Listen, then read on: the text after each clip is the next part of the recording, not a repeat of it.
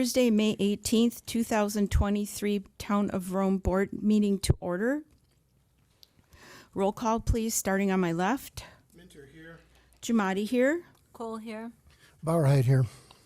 Certify the posting of the meeting, please.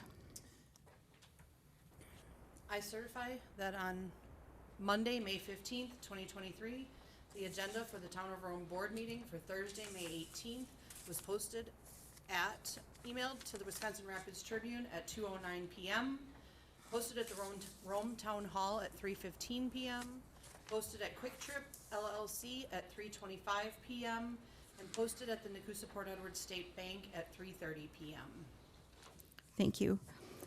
Approve the agenda, and I'll ask that whoever makes the motion move number 18 as a courtesy to Greg Johnson from Ellers, as he has been requested by our administrator to help us with number 18. Should we have any questions, we'll move it up to number 13 after number 12.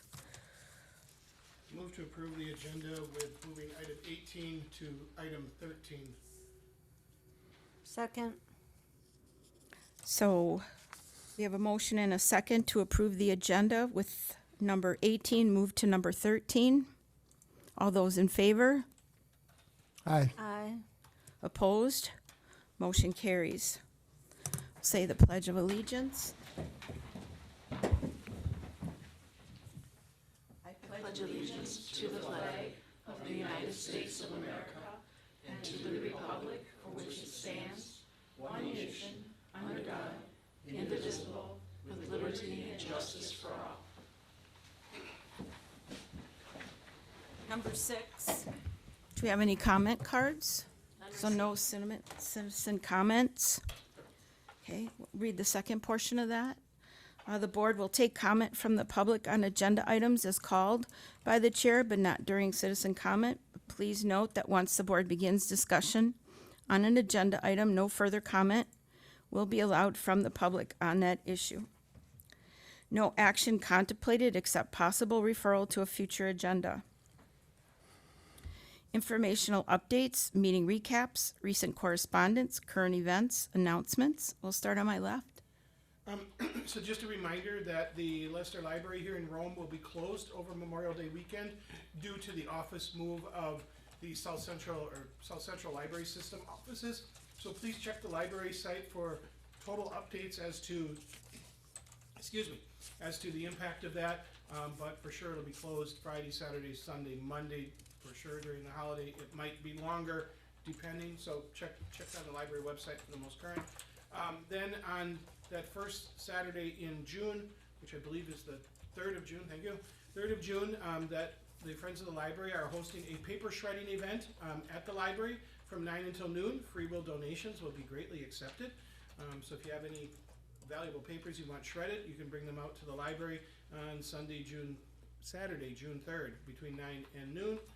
And then I'd just like to say, the Sunrise Rotary from Rapids held their weekly meeting down here today.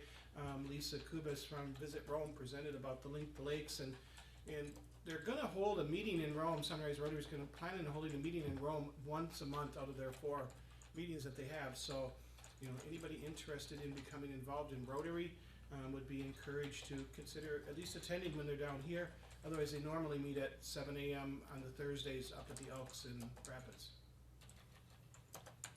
I have nothing. Check. Farmers Market opens tomorrow, so everybody looks forward to that. Check out the Farmers Market.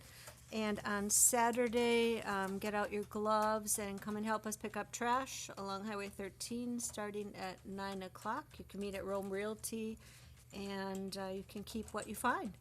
And then afterwards, there will be a little refreshments for those people that come out and join us. And everyone that volunteers gets to put their name in the hat, and between 1 and 3 people will get drawn for a $100 donation to the charity of their choice for volunteering. So we're making picking up trash fun, so come on out and join us. That's, I think, all I have.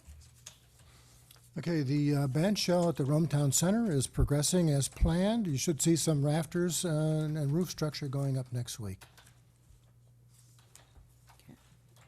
You have anything, Jane? Nope. Okay. Department and committee reports. Does anybody have any questions? Happy to answer any if there are any. I did have a few myself. Let's see, for our administrator, let's just see, with the Timberline Parkway extension, to be determined, we had talked last week about the construction tentatively starting in mid-June and coordination for the bids for the water main extension installation with general engineering. Do you have some idea when we might have some numbers on that? I don't have a definitive timeline now. I will be reaching out to Lucas to coordinate that, so I could put that as part of my report next month for an update. Okay. That's all I had. Thank you. All right, and then before discussion and possible action on the following items, I just want to read a statement here. My responsibility as chairwoman is to make sure our town board meetings fulfill the primary objective of town governance while allowing for the orderly expression of opinion by all town board members. Moving forward, based on Rome Town Code 95-7, I will follow formal Robert's Rule of Order for future town board meetings. Before any agenda item is open to discussion, a motion must be made, seconded, and the question will be restated, so all will know exactly what is before us for consideration and action. Thank you. So discussion and action. Approval of the May 4th, 2023 meeting minutes. I move to approve the May 4th meeting minutes. Second. We have a motion and a second for the May 4th, approval of the May 4th, 2023 minutes. Is there any discussion? Hearing all those in favor, say aye. Aye. Opposed, nay. Motion carries. Did you oppose? Yes. Item 10. Discussion and action. I apologize for my voice this evening. I'm hoarse.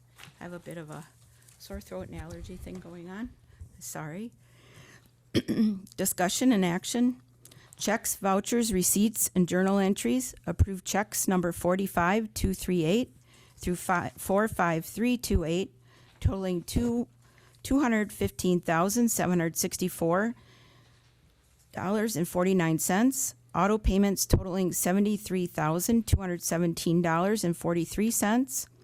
State, Social Security, Medicare withholdings totaling $40,256.09.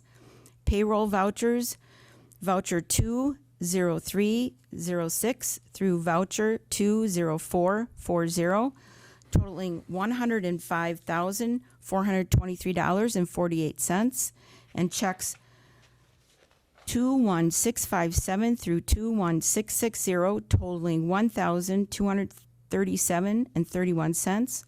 Receipts 24666 through 24573, totaling $376,036.41. Move to approve checks, vouchers, receipts, and journal entries. Second. We have a motion and a second to approve the checks, vouchers, receipts, and journal entries. Any additional discussion? All those in favor? Aye. Aye. Opposed? Motion carries. Discussion and possible action on the approval of the 2023 asphaltic pavement bids for Apache Avenue from State Highway 13 West to County Highway Z.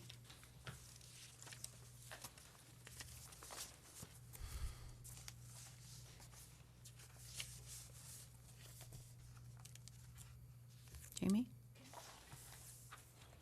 Included in your packet was the original bid that was put out to vendors.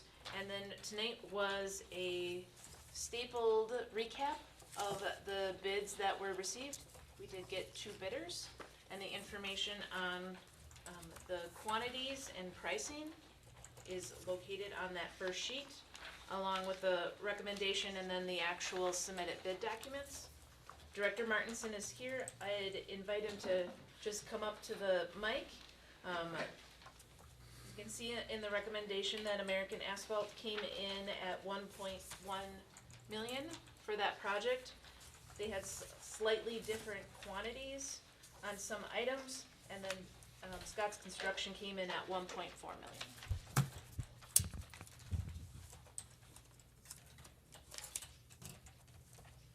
Is there any questions about the bids received? I had one question. Does the plan include any type of pedestrian or bicycle lane marking? No, no, it's not wide enough to have a marked lane. Okay. I was asked that by somebody and, okay. We do still have the plan though to coordinate with Visit Rome about getting the off-road path that would carry through that area. It just wouldn't likely be along Apache. Okay. Can you share with us, Brad, why there's a difference in the tonnage between the pavement and also the base and the shoulders, why there's such a difference in what they're offering? You're saying from one contractor to the next? Yes, please. Is that Mike and Brad? Yeah. A lot of that would have to do with all the intersections that are out there, how far each one might calculate, they would go back on each intersection. But the general numbers are actually pretty close. You can consider how long the project is, being 4 miles.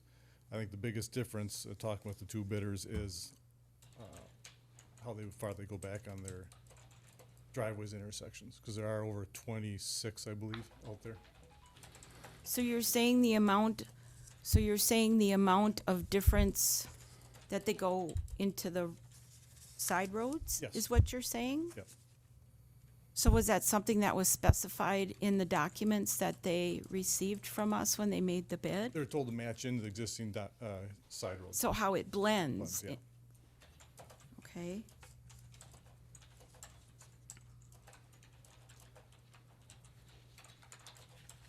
Is there anything specific you want to point out to us on either one of these?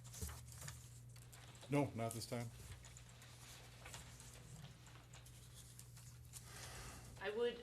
I know Brad noted in the memo, but American will be completing the state project on the other side of Apache. Given that they did make an adjustment to their start date, you may have seen that we released on the website and Facebook page May 22nd. Now that's going to get pushed back until right after Memorial Day, which is okay, because otherwise that road would have been pulverized for Memorial Day. But then, if awarded the bid, they could continue with the other side of Apache and be taking that asphalt from a temporary plant in Hancock. Yeah. How long will the project take to, if it starts June 1st, I think that's the date you have in here, then how long will it take to complete? Maybe it says it in here, I just didn't have a chance to read it all through, sorry. No, it doesn't, and actually, Okay. we'd probably have a little pre-construction meeting, or just have the contractor put together a schedule. My guess with 4 miles from start till shoulders going on, probably 3, maybe up to 4 weeks. And then, are there plans in place, or would that pre-construction meeting address the, process of getting people, like, to the Lakes Golf Course? Is there another route they could take, maybe going around on 15th and some type of temporary road that would come through their maintenance area, something like that? Actually, we haven't talked with Arrowhead on doing that, but the road will stay open at all times Okay. to traffic during construction. It'll never be completely closed off. Okay. The thing that I'd want to talk with the contractor on is to see what their schedule would be, and see if there's possibly any Wednesday or Monday that we might have to close the transfer site if it happened to be working right in front of there, or to adjust our schedule to make sure we can keep that open if we need to. So was there a chance it would be done by 4th of July weekend? I'd say so, yeah. Yeah. Can you give them that as a requirement that it be done by that weekend? It's An not- incentive, or, It's not in our bid documents, be done by that. okay, Is there some reason why one would have bid it differently, that they would go into the side roads and offer that differently? One might think they need to go farther back than the other to blend in. I guess what Is I it noticed. because of the height? I'm sorry, go Yeah, ahead. it just, their personal opinion, because blending in is kind of a personal opinion, how far they think they need to go back to have a smooth transition. When you look at my estimated quantities, that I came up with as to what I thought the project should take, it's pretty much, sometimes I'm a little higher than them, a little lower than them, but compared to American, but compared to them, right in the same ballpark. Because I know that was kind of something that was a concern with a recent project, so that's why I asked the question. I think that was a concern because it was a hilly area, right? It wasn't exactly flat over there on Squire Court. On the course. Yes, but if you look at the road base, correct, that we're putting here, it's kind of the same amount, is it not, Brad? We're looking at the same amount of road base going on this road. We're talking about the Same same. 4 inches, yes. Yes, we're looking at 4-inch base again, so that's raising it quite a bit, isn't it? Yes, but you also, some areas out there on Apache, the existing road is the same elevation as your shoulders and your ditches. Right. So there it's not gonna really look like it's getting raised that much. Other areas where there is a little bit of a ditch, then it looks like it's gonna be It's raised gonna be more. raised higher. It's a, yeah, what do I say, you're up in some areas, you're down in other areas. Right, It's an right. average. So it all depends on where you're at, right? Yeah, but there will be 4 inches put on. Right, so it's the same amount of base, so in some areas it will be, in some, just like over on those other projects, right? Yep. So my last question would be, is the one concern I did have is that one area of 15th, or on Apache, we know from at least Highway 13 to 15th, there's quite a bit of truck traffic, and as we know, it's increasing, Brad. Are you comfortable with 3 inches? Yes. Okay, all right. And what's the life on a new road like this? Life, if you don't do any maintenance to it at all, 18 to 20 years. Okay.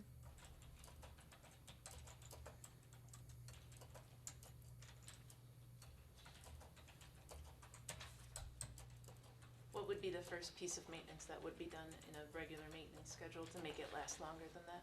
Crack filling. Okay, and we do Crack that, filling maybe at year 3, chip sealing maybe around year 5 to 8, just depending on how it wears. That would get us on the right schedule again for new road, okay.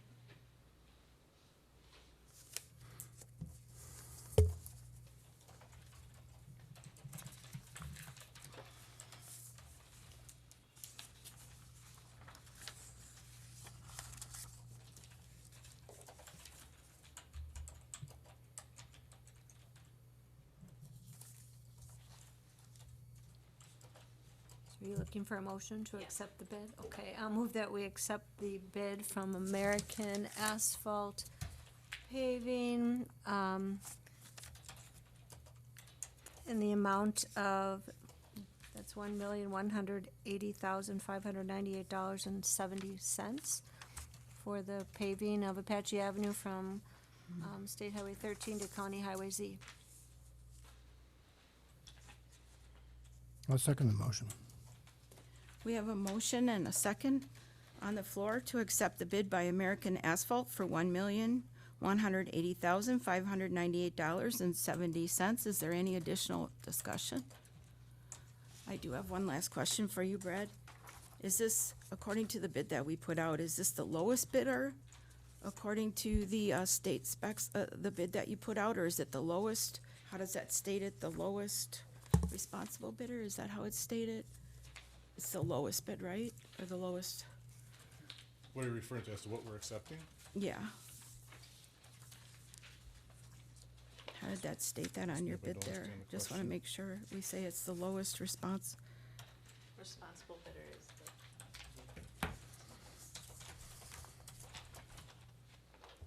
the, Nick, Yeah, did you I- raise your hand? I I'm sorry. did. I think there was a question that was asked, what the difference was, right? And that Yeah. is that our standard should be lowest responsible bidder. So the lowest responsible bidder isn't necessarily the lowest bidder.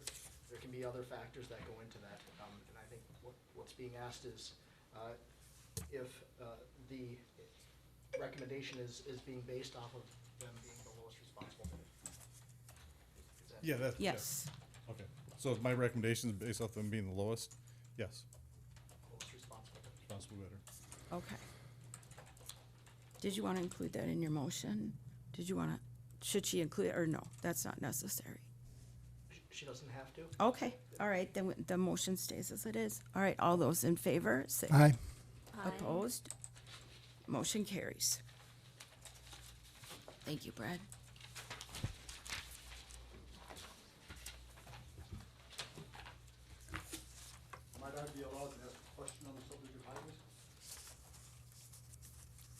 Is that appropriate at this time? So. With based off Robert's of- rule, Well, based off of the statement that you had, if it relates to the agenda item that we've just dispensed of, probably not. no, But then if it it don't. relates to a later agenda item, it could be Oh, for the motion. yes, it would relate to a later agenda item, so at that time, I could allow it. Oh, There's one right outside the door. I can grab you one. thanks, Bob. The reason that I'm asked, wanted to ask the question relates to a conversation. Not, thanks. Thank you. Item number 12, discussion and possible action, financing for pavement replacing of Apache Avenue from State Highway 13 to County Highway Z with Greg Johnson of Ellers, Public Advisors. So this evening at your tables, there was an updated packet provided from Ellers. I did share the memo that you guys also received with Greg that had that lower cost. So the packet that you see tonight does have a 1.3, but we can adjust that with the number that was just approved. We didn't know what would be approved by the town board this evening. So Greg is obviously here and he can kind of help walk through what we're looking at tonight from the information that was distributed in the packet and then the updated one. Good evening. Good evening. Welcome. Thanks for inviting me. I appreciate the opportunity to be here. I will go through the copy of the preliminary financing plan dated today, May 18th.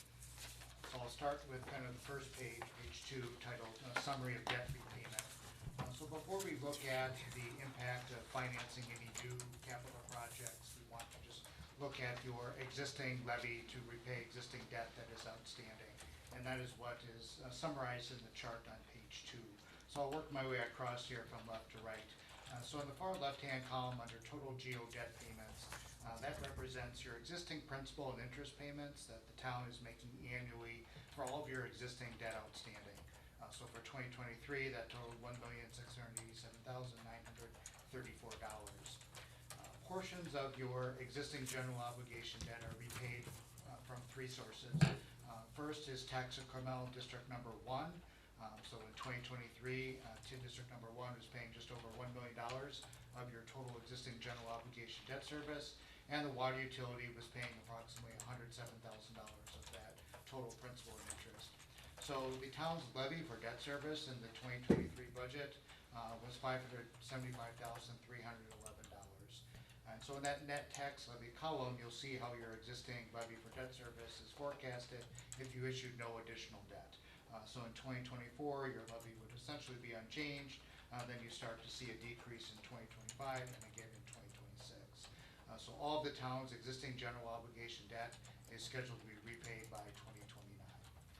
So we also show the estimated tax rate per thousand and what that would be for a home valued at $300,000. So your tax rate per thousand for debt for the 2023 budget was 61 cents per thousand of value. So for a $300,000 home, it's $183. So when we look at the impact of financing some other projects, we'll see how those numbers change, but we'd like to show where you're at now before we look at the impact of doing anything further. So next, I'm going to discuss the options that the town has to borrow funds for this project. Those are summarized on page 3. It's worth noting, Jamie reached out to several local banks that had also quoted some interest rates for some estimates of projects. I know those were discussed with you at previous meetings. So these options are really kind of focusing on issuing bonds in the municipal securities market to raise the capital for the project. So under state statutes, towns have kind of 2 general options to finance projects in the securities market. The first is issuing what are called general obligation notes. And notes have a term of 10 years or less. So by a majority vote of the town board, the town can authorize the issuance of general obligation notes to raise capital for projects. So typically, if we did a 10-year financing, those notes would be callable in about 7 years, which would give the town the opportunity to make some prepayments or to refinance if interest rates are more favorable. If the town wants to finance for a term greater than 20 years, and we're talking about issuing, again, municipal securities, A general obligation financing with a term greater than 10 years, up to 20 years, is called a bond. And town's authority to issue bonds differs compared to cities or villages. Towns do not have the authority to issue general obligation bonds for new capital projects without going through a referendum. So a way that can, you still have to get public approval, even if you issue notes, you have to you have to approve it at a regular board meeting. But if you want to extend the term longer than 10 years, you do interim financing. You do that through the local bank, state trust fund, and then at a later date, you would issue what are called refunding bonds, which pay off the interim financing and extend the term greater than 10 years. So to kind of summarize, if you're looking to finance 10 years or less, you can issue notes by majority vote of the town board. If you want to issue for a term greater than 10 years, requires a two-step process. First interim financing, then you pay off the interim financing and extend the term longer than 10 years. So those are kind of the two options we're going to be looking at this evening for some of the road projects. Any questions so Yeah, far? Greg, on option number 2, does the town board have the authority to do that without a referendum? Yes, so you would issue the note, the interim financing by majority vote of the town board, and then the town is required to get approval from the town electors to issue refunding bonds. That approval has to be obtained once. That was done many years ago. So that just has to be done. You would still have to approve those refunding bonds by majority vote of the town board.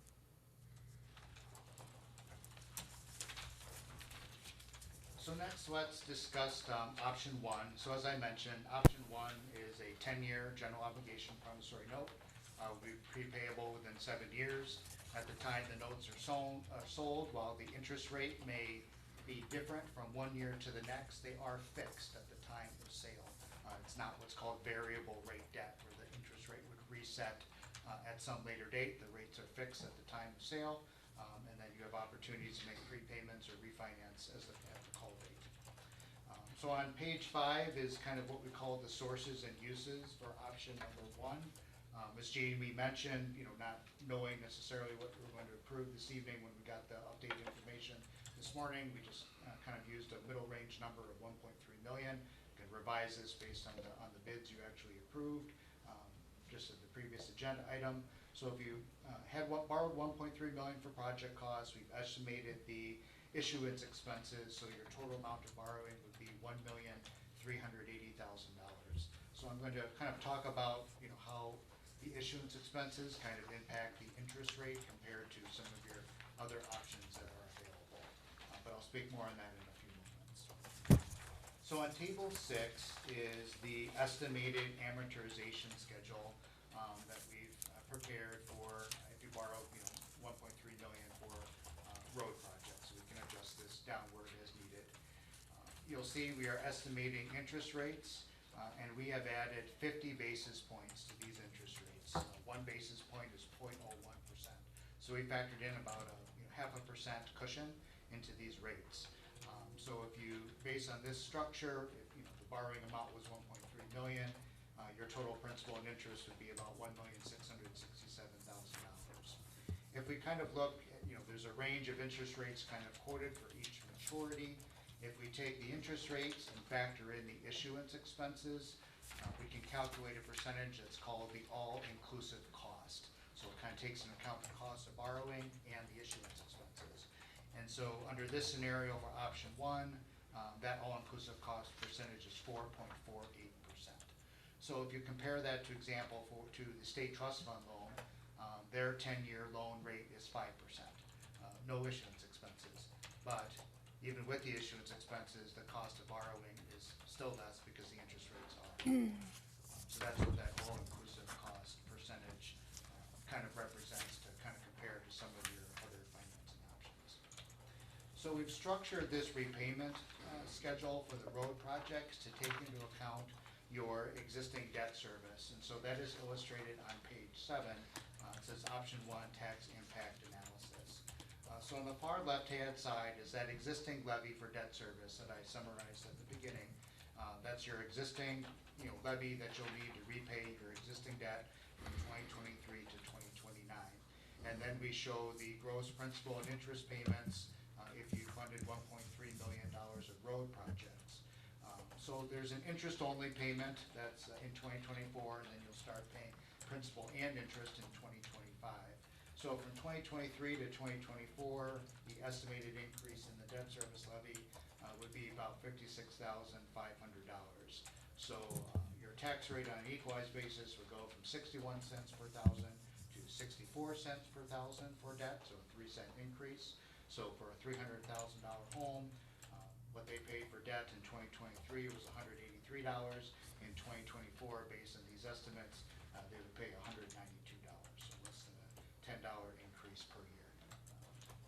So one comment I want to make when you kind of look at the proposed debt, that debt service levy and levy change from prior year, we've structured, the payments on this borrowing to leave room for other capital borrowings in the future should the town need them, whether that be the roads, fire equipment, other larger capital assets. So just for example, if you had other capital projects you needed to finance in 2024, next year, those debt service payments would begin in 2025.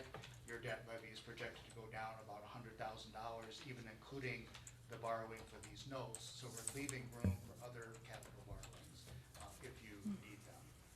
So I know you have your next agenda item is kind of talk about your future capital needs. I think identifying projects, over a 5-year period, we can kind of tighten up this model, but we're trying to leave some flexibility for you in the future. Any questions on, one more slide on option 1. That's on the next page, option on page 8. And this looks at the town's general obligation borrowing capacity. So this refers to the amount of principal of general obligation debt that the town is legally allowed to have outstanding. And that is equal to 5% of the town's total equalized value. So at the end of 2022, the beginning of this fiscal year, the town's total equalized value was $1,023,433,700. I'm amazed I got all those words out right. And so at 5% of that amount, your legal debt limit is $51.1 million. The town's principal outstanding at the beginning of this fiscal year was about $11.7 million, so you're at 23% of your debt limit.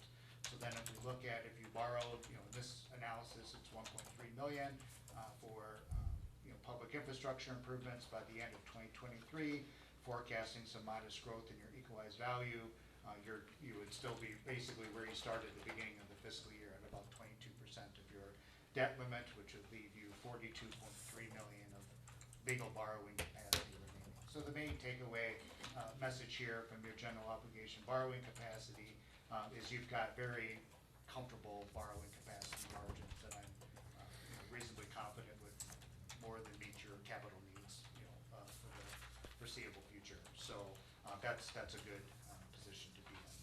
So before I transition to option 2, any questions on option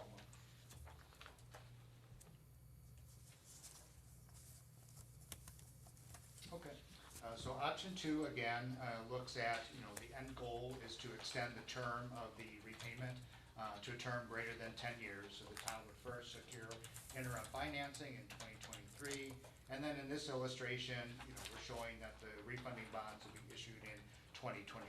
If you wanted to do it sooner, you could.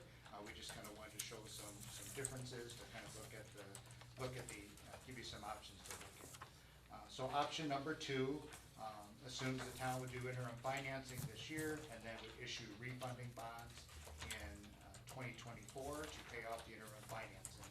So the interim financing amount includes, the repayment of the principal on the interim financing plus the interest that you would accrue from the date you secured the interim financing to the date the loan was paid off. So in this example, we assume the loan will be paid off on March 1st of 2024. That's just a date we picked. So, when you factor in the principal and interest, the borrowing amount would be about $1,430,000 when you factor in the issuance expenses. So on page 11 is the estimated repayment schedule, kind of extending the term of these projects, the repayment out till 2043. We've taken current interest rates and added a 75 basis point cushion. So in option one, since that would likely happen sooner, we factored in about 0.5%. Here we've factored in about a 0.75% of an increase in rates to be conservative. So that all-inclusive cost, which takes into account the rate of borrowing and the issuance expenses, is about 4.8%. Compared to a 20-year state trust fund loan, that's presently at 5%, just to kind of give you a benchmark. So the same tax impact analysis that we looked at for option one is shown on page 12 for option two. Could I ask one question though, to just kind of point out, so if I'm seeing this right, option two, the total interest on the loan as compared to option one, the total interest on option two is $772,000. The total interest on option one is almost half that. Is that correct? Yeah, I think $287,000. Yeah, I'll do a comparison kind of in a moment. I really kind of look at the total principal and interest. So for option one, that's $1,667,509 over 10 years. For option two, over 20 years, that's $2,122,043. And the interest rate is significantly higher in option two than option one? Yes, partially due to timing, because I'm assuming that option one would happen in the next 2 months. Option two would happen sometime early next spring. So I'm Okay. factoring in interest rate movement between now and then. What was, That's part of the difference in the Okay. rates. what was the interest rate last year? I mean, that's the thing we're up against, Yeah, I mean, changing times, yeah, right? interest rates have gone up, Right. significantly over the course of the A year. past year. But, you have to kind of keep that somewhat in context. I mean, interest rates have increased from historic lows. Right. I've had multiple bond sales this week, and, your 20-year money is still well under 4%. That's still not a bad interest rate. It's just everyone has seen such low, it looks not as good compared to where people have been these last couple of years, but you go back 5-10 years, it's still a very good interest rate. Thank you. So option two on page 12 kind of looks at that same tax impact analysis. So here, again, the main distinctions between option one is timing. The permanent financing in this example would occur next year, which means the debt service payments on that permanent finance, or for these projects wouldn't start until 2025. So your existing levy kind of is the same from 23 to 24, and then we start layering in these debt service payments. So really, your debt service levy isn't going to be any higher than it is presently, because you're kind of layering in these projects once your existing debt drops off. But again, you're amortizing over a longer period of time, so you're paying more in interest expense. Option two, in terms of the borrowing capacity, not materially different. You have adequate capacity to pay for these projects from a legal perspective. So to kind of compare these two options, the summary page is on chart on page 14. So option one, again, would finance the project, really over the course of the next 2 months. The project will be paid off within 10 years. That all-inclusive cost, which takes into account the interest rate on the debt and the issuance expenses, is estimated at 4.48%. And again, we're factoring in interest rates higher than they are in the market at this time. Option two, eventually the project would be amortized and paid off over 19 years. The debt service cost comparison, principal and interest, it's $455,434 more for option two to option one. Basic math, instead of paying over 10 years, you're paying over 20, so you're incurring more interest expense. But the levy does not increase in 2024. The all-inclusive cost is about estimated at 4.8%. So with option two, if you wanted to accelerate that, you could do that at really any time after that interim financing is secured.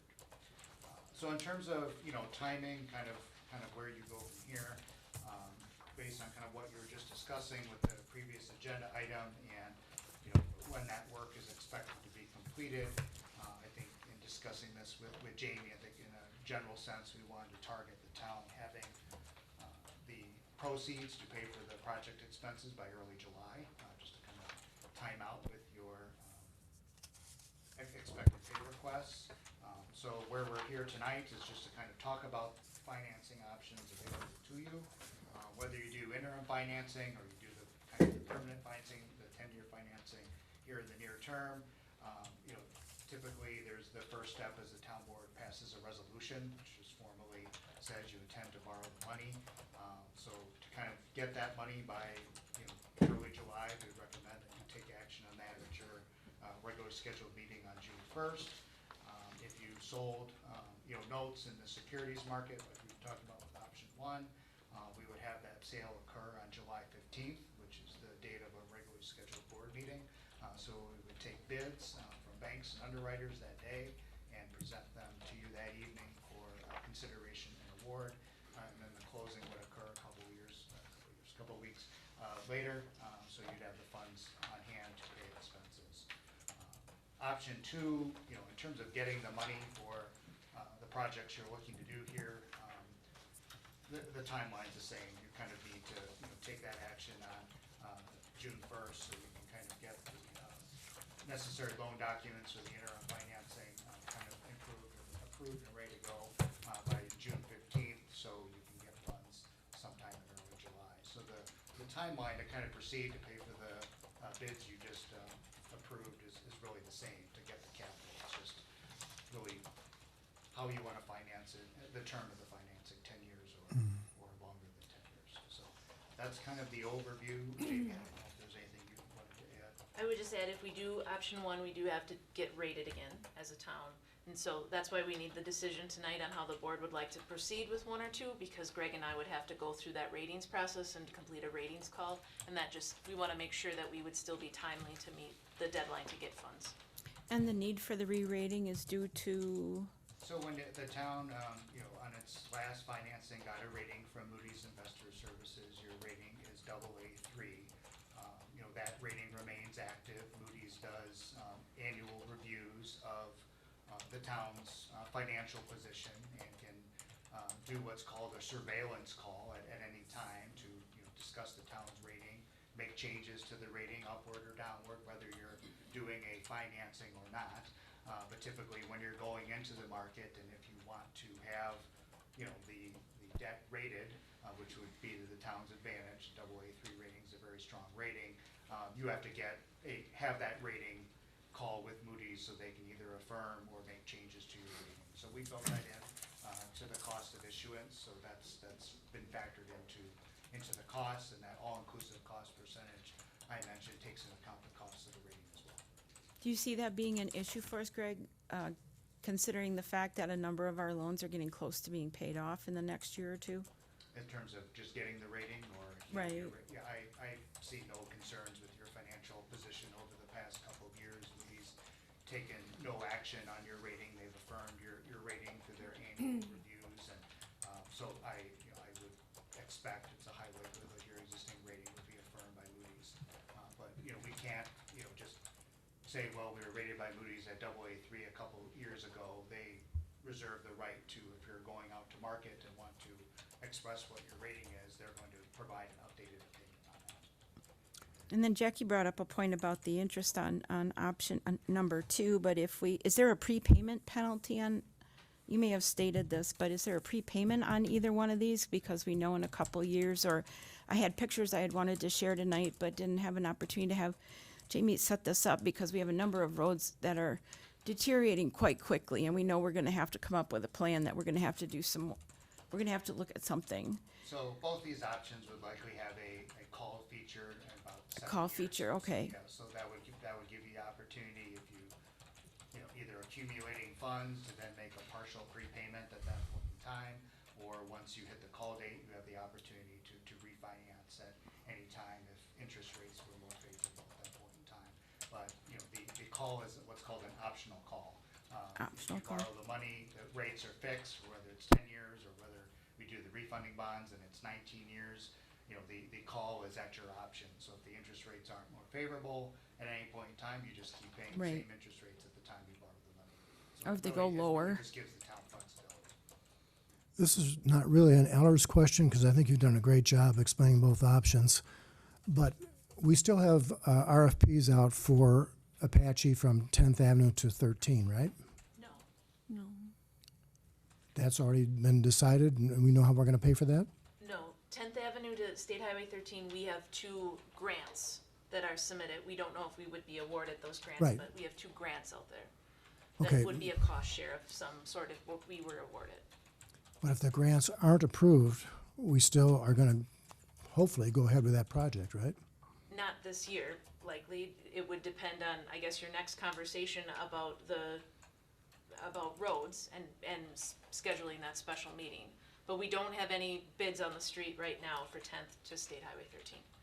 We did talk about at the last meeting about the culvert replacement. Right. And Brad's done some good work on what that would mean. And so we would likely at that special meeting bring that back about, because that would be the piece that we would need to complete a bid package for that. It was decided at the April 18th meeting that you didn't want to take out. That we would explore the culvert, that we needed to do that Right, and research. and it was found out that we only need a general. We would need a We don't need general- engineering on that. We would need a general permit, but there is Right. a conversation about upsizing that and also to still do a study because that's how that culvert drains into Lake Sherwood.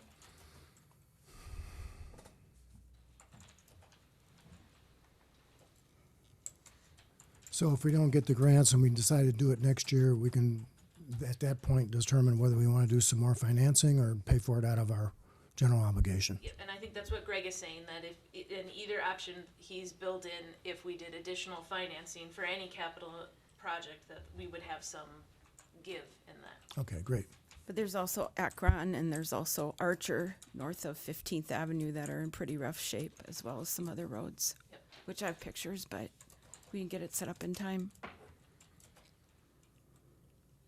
If we just leave the figure at the 1.3 million that you used in your estimate, then I'm assuming then whatever we don't use to pay this current contract off just remains in a capital improvement fund at that point. So there'd be 120,000 towards the culvert or something. Yeah.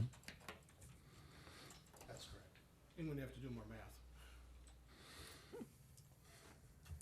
So it seems to me this board was left with the fact that we have a deteriorated road. That was probably the reason I ran for office. A lot of people were interested in some change.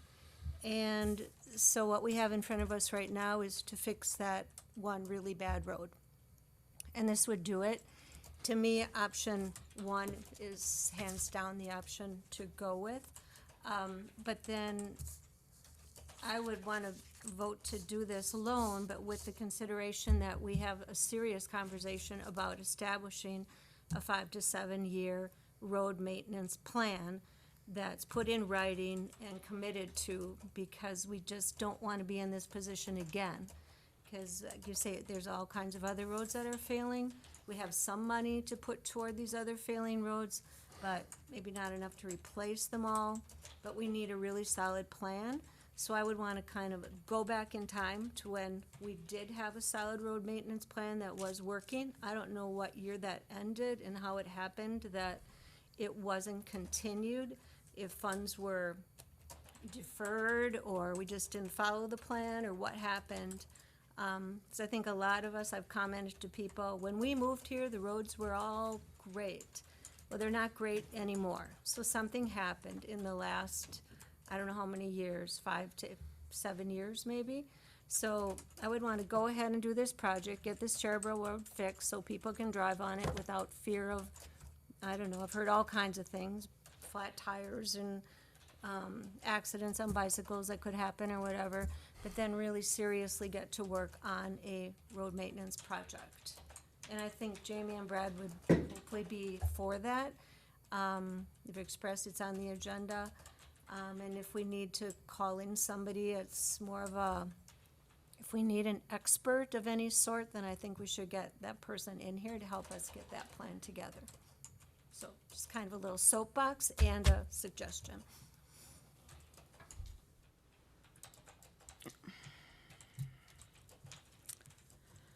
We would be looking for a recommendation from the board tonight as far as option 1 or option 2. It is an action item. It would be great to see that in an actual motion that would proceed forward with next steps to achieve the funds. I can make a motion that the board approve option one, which is the project paid off in 10 years. You could just say option one Okay, because that the we will board still need accept, to 'cause do you a know, resolution the for board the accept actual. option one. Okay, I'll second it. interject one item really I'll second that. You want to do it at discussion, or should we? I was just going to make a comment. Well, that- we have, And you haven't gotten a second yet, well, unless you're second. I'll make the second on that. And we have a motion and a second to move forward with financing for pavement replacement of Apache Avenue from State Highway 13 to County Highway Z. So we'll let Nick go first, or Greg? Well, Nick, Mine is probably irrelevant now, I just know that there was an individual and that would have been the time before your motion and second. well, it's discussion now, though. Right, but the public is what I'm saying. I think I can set Robert's Rules of Order aside and allow him to speak, right? you can, yes. Okay, so, but how about we let Greg go ahead first? My only comment was, if you had a dollar amount that you want us to use, because I used 1.3 Okay. million in the plan, and I heard some different comments with it. Oh. You want to stay with that number, or you want it to? Okay, we can- or we could- reduce down to your bid amount, just so we can update the resolution, so when you take action at your next meeting, we've got the amount. Thank you, all right, thank you. We can clarify that. Is there an amount you want to specify, Jackie? And then I can, you want to amend your motion Well, so first? the point of, I'll just bring it up as part of the discussion, and then if it's necessary to amend the motion. So the bid was for the 1,180,000.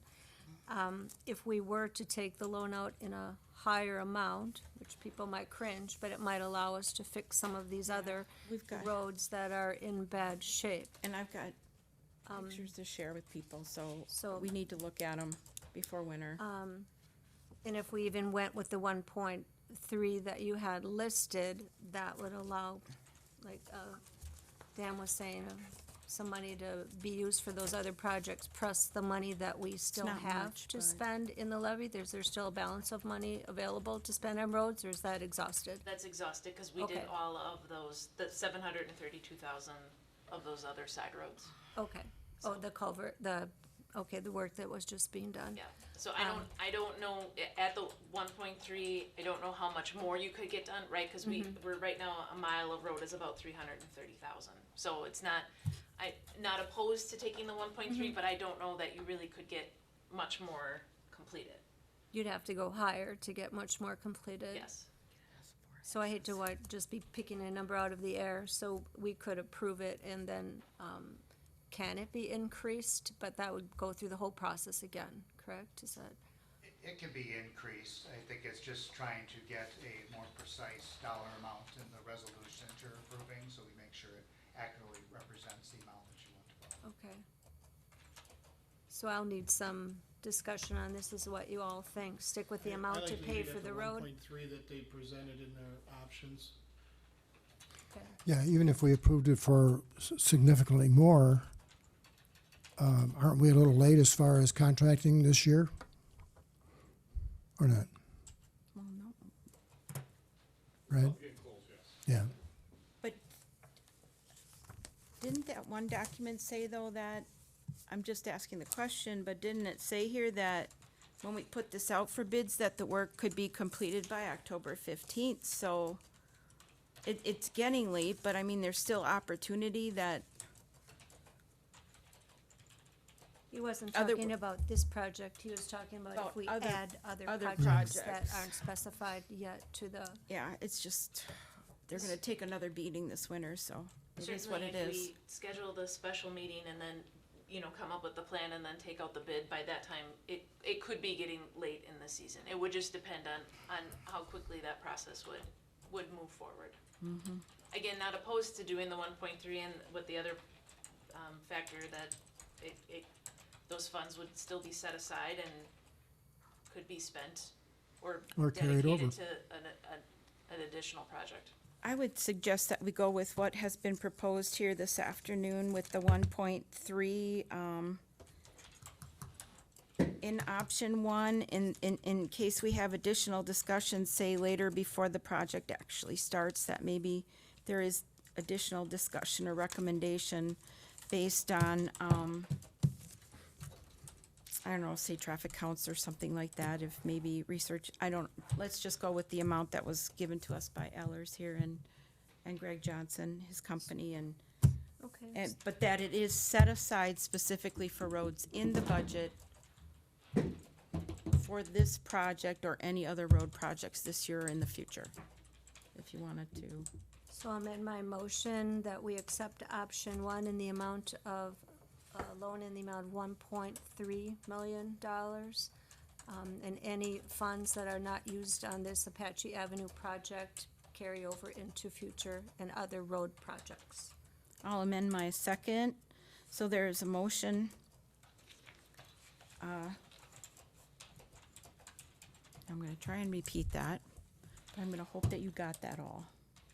But there is a motion and a second for financing for the payment replacement of Apache Avenue for State Highway 13, from State Highway 13 to County Highway Z in the amount of $1.3 million.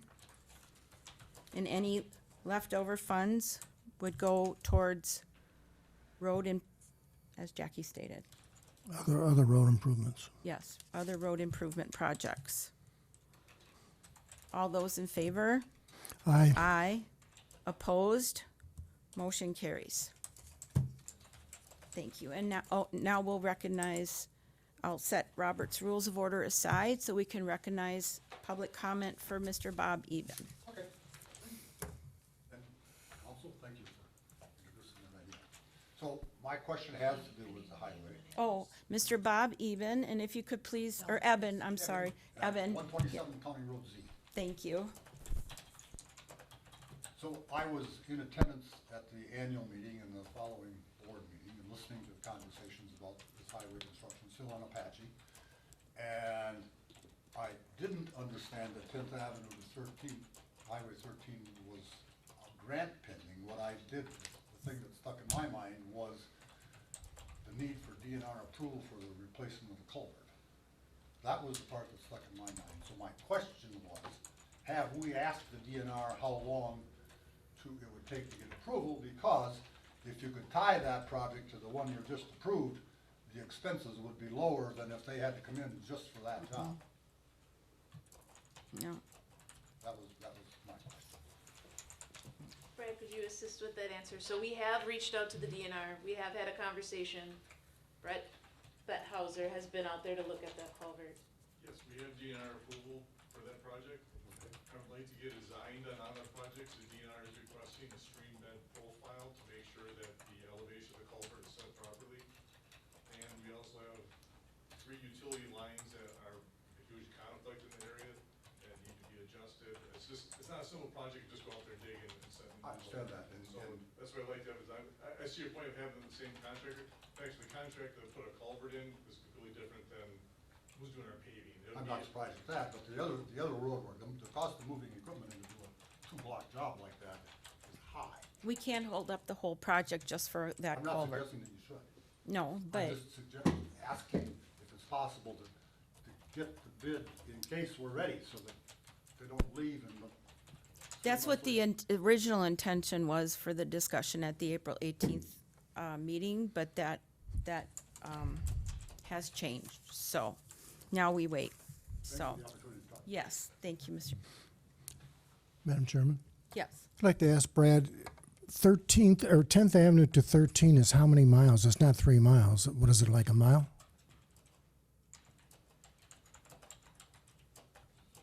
I think it's about a mile and a half. Okay. So at today's cost of doing road improvements and resurfacing, what would that equate to approximately? Is it 300,000 per mile? Is that what we're talking about? So you get 450 plus, let's just say, maybe there's It was 404. 5,000, say for the culvert. And since it's a general, So Isn't it in the- 525 would probably be in the ballpark. I'm sorry, Bob, what did you say? I didn't hear that.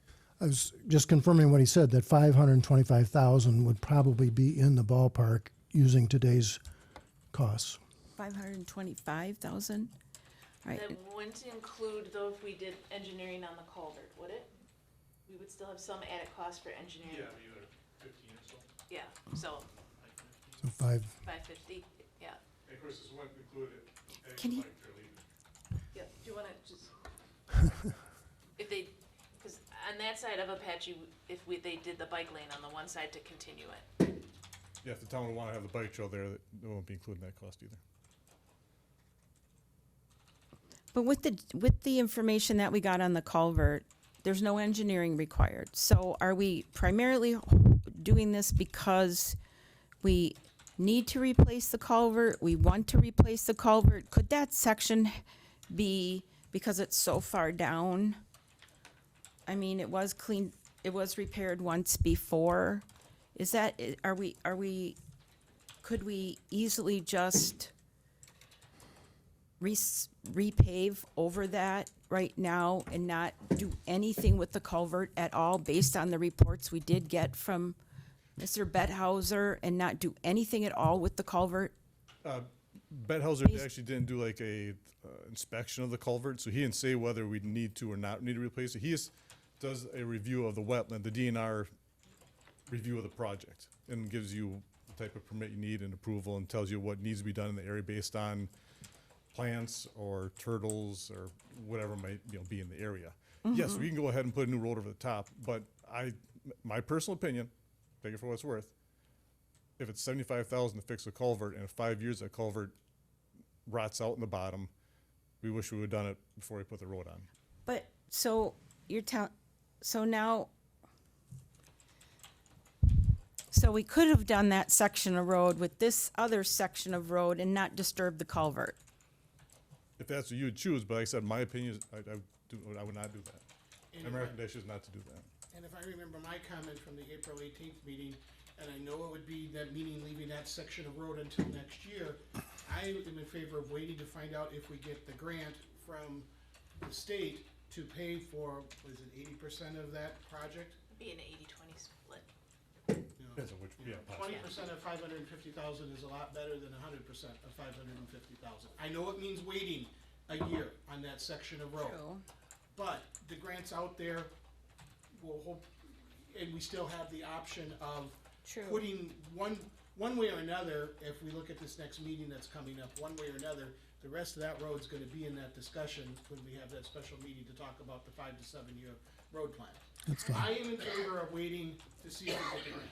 No, and that's great. I just wish we would have just added that to what we just, if we just would have Yeah, thought a but little. if we go and pave the road but- ourselves, then, and then they say, yeah, you can have the grant, well, no, you can't have the grant because you You've already already did it spent it. before they gave you the grant. Right. The other piece is when we had, that area had very high water concerns a couple years ago. And we did have several shorelines that got washed out in Sherwood through that, cause that culvert drains in. True. And this would also give us an opportunity to do some engineering that would be, hopefully that would provide some lake protection to that since it drains right into Sherwood. True. And if we upsize that culvert, or if there was different mechanisms, better technology that could be on that culvert, this would give us the opportunity to do it all at one time. I hope we get the grant. I do. That'd be But fine, I'm yeah. just concerned that with the bill money, we were so fortunate to get the one. If we get another one, we'd be really fortunate. And Madam Chairman, I would also be in favor of adding the bike lanes as well. Oh, We haven't everybody would decided be. on that, I don't think, but I think we will have to someday decide. Everybody would be. I know that would be, right? That leads to the Link the Lakes project, and it seems we have to have a bike trail to go there. So at some point in time, we're putting a bike trail there. So is it more economical to do it at this time in part of your bidding and building of that road, or not? And then to come back later and have to take it to the side of the road, which is difficult, cause depending which side of the road you go on, you're gonna need easements probably. So it's just balancing Yeah, we that weren't all really- out. Yeah, we weren't really clear at that one Link the Lakes meeting, So, if you could go on the north or south side of the road either. So I guess, yeah, it's just really a balance and figuring it all out. So, well, at least we got here, right? So we're gonna get this done. yeah, I don't expect Yay. to have the answers for any of that No. today. It's just So- something to keep in mind rather than do something once and do it again, to just do it as they say, do it, I'd say right the first time, or all-inclusive the first time. Yep, and Right. part of the culvert there's replacement space. would be make it long enough so the trail could be So the trail could go added over at that. some point in time. Yeah. And, you know, if you want the road done and the trail done at the same time, that is gonna require a design, because you are gonna go outside your existing footprint, the ditches are gonna be cut, utilities are gonna have to possibly be removed. It's not just gonna be as easy as, let's bid it out and get it done. Okay. We're gonna need probably 6 to 8 months to have a design put together. Okay. Let's just pray we don't find a special lizard out there, okay? Right? All So- talking points, so Yeah. All right, thank so, you for listening to all that. yeah, thank you. So we had our vote on that. All right.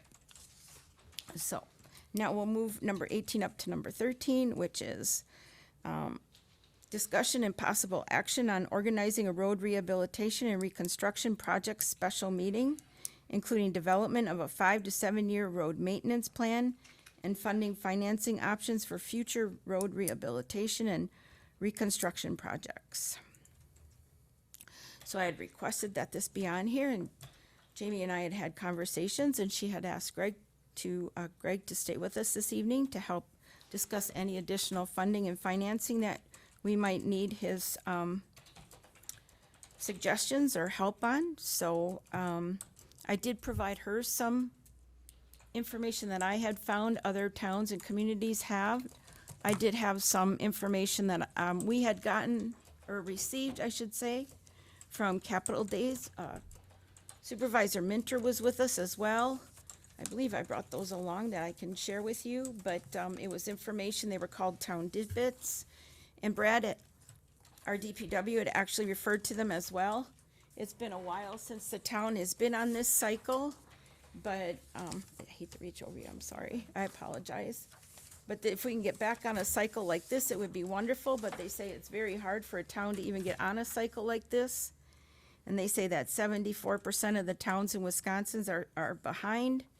And so I thought it would be beneficial if we could just get together, find a day that we could sit down and talk about this. And as Supervisor Cole has said, it would be important for us to get together and put our minds together and put together a 5 to 7 year road maintenance plan, including funding and financing. So if we could do that and sit down, and Jamie, if you have anything, or Brad has anything to add? I think if we found a time frame that we could do that, the other piece that I would be looking for from the board tonight is what's the items that you wanna have out on the table? Certainly we have our existing Pacer rating, Pacer will be done again this year, but are there, we do have a 5-year road plan, but what are you thinking would be helpful in that conversation? Cause we'll make sure that we have that in the room that day. And then I know the town tidbit piece, with that time frame. Even if there was some thought tonight as far as what are you thinking that you wanna follow that schedule or a more aggressive schedule? Cause that would help to start frame that conversation of how roads would get organized. I think it's important that we take a look at our Pacer ratings, because it is important that they drop into Whistler correctly, because that does affect our GTA. Because that is something that both Supervisor Cole and myself did learn recently at the WTA training that we attended, and it's something that they did speak about at Capital Days and other conferences that you attend. So that's important. So, and due to the time that I've spent driving around our community on all over in all different subdivisions on our main roads and as well as our side roads, there's a lot of deterioration, and it hasn't happened over just the last 2 years. It has been several years, and the seasons that we're experiencing, I think, are adding to the problem. So, and in speaking with the gentleman that teaches the course at WTA and at UW, he says that there's a number of towns that are experiencing the same things that we are, as well as across the state of Minnesota. So they don't even know if it's maybe some of the materials that are being used as well as the way they're being applied. And he is actually working with the DOT to start training different town officials and DPW workers, and he's interested in bringing a class to this area, a half-day class like they used to make us more aware of what's going on with our roads. So I had even suggested that if we're willing to just drive around as a group, or you do it on your own, divide the town up and take a look at what's going on. And I have a thumb drive full of pictures here I'm happy to share with everyone. If you'd like to take a look at that at this special meeting, and we could talk it over it. There's books that we can get, there's flyers that they share, and let's discuss our roads and see, and maybe reevaluate the roads that are currently on the list for repair work in the coming years. That's part of my suggestion. And who is to be at this meeting? Is it the board, yourself, Brad? Is that determined? I think that would be helpful. Yep.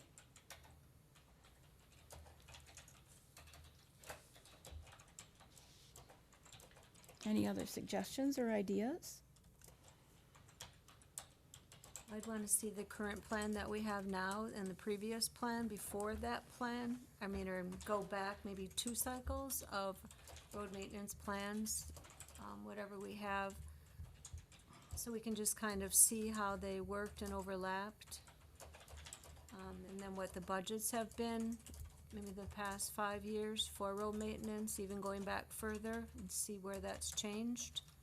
Even go back 10 years, I'd say, in the budgeting for road maintenance, so we can kind of see how that's either grown or fallen.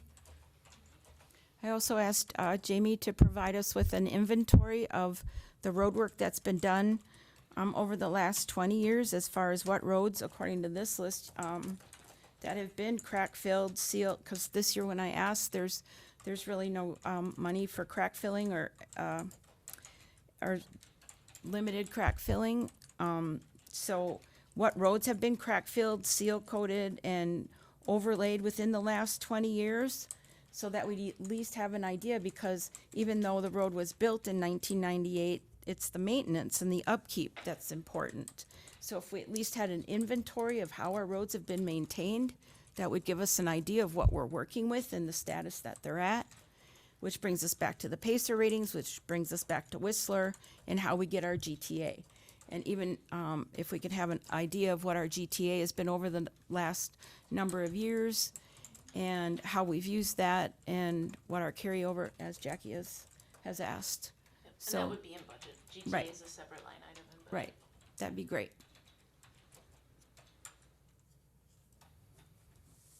Do you have anything, Supervisor Minter, that you have questions of? No, I mean, I think that pretty much covers just about everything we'd want to include in this discussion of this meeting in order to make a new road plan or out there. Obviously, we just need to unite on a day and time. And could I just add one more question? What was his name from the state, that person? who Van just- Jacobs. Ben Jacobs. Now, I don't know, that would be up to, well, I guess the board and Jamie and Brad, whether or not you would entertain the idea if Mr. Jacobs was interested in joining for some or part of that meeting, to help us walk through some of this, since he appears to be the expert on road maintenance. So I do believe he teaches the PACER trainings. I don't know that he does other consulting as far as individually with municipalities, but we can certainly extend an invitation once the date is Or selected. someone like him, that would be the appropriate person. And if he would come to do PACER training, then he'd still be here to do educational piece at some point in the future. I think you had a good point too about maybe possibly being to a point too where if we have this discussion as a group, that we would eventually maybe need someone,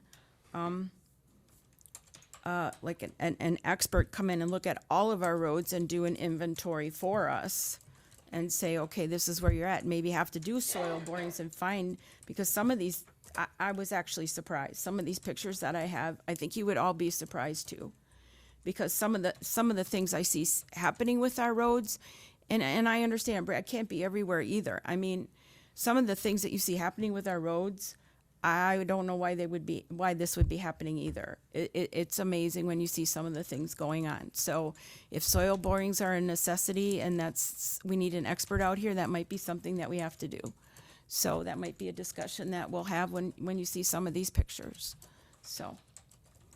Are we looking to set a date, or do you Yeah. wanna do this, offline through A date emails or something? off, maybe not on a meeting night, because some Thursdays we start at 3 o'clock in the afternoon, so, yeah. Even to get a general time frame of even potentially some good times, I think would be beneficial. How much time do you need to put the information requested together? We need a little bit more time on that inventory for the past, I think we're doing 25 years. Yep, That so, would be great. a little bit more time on that, I would say at least, if we could be at least a week out. How about I like was hoping next you'd say Thursday? like 2 months. Next week is not good for me. Hey, oh, you're busy. Yeah, that's right, you're really busy, yeah. Any meeting next week, I won't be at. Okay. And then the week after that would be the holiday week, so it's likely looking at the first part of June. By chance, no, I turned my phone off. No, that's okay, don't worry about it. Throw out a date, something around, you were around like the 5th or the 6th, or? Okay. 5th and 6th are out for me. No, I'm sorry, 6th and Can't 7th be. are out for me. You got a meeting scheduled, right? So we're gonna talk about this later on the agenda too, but the 8th, right now is where we're targeting the half day of strategic planning. So, I think we go out past that.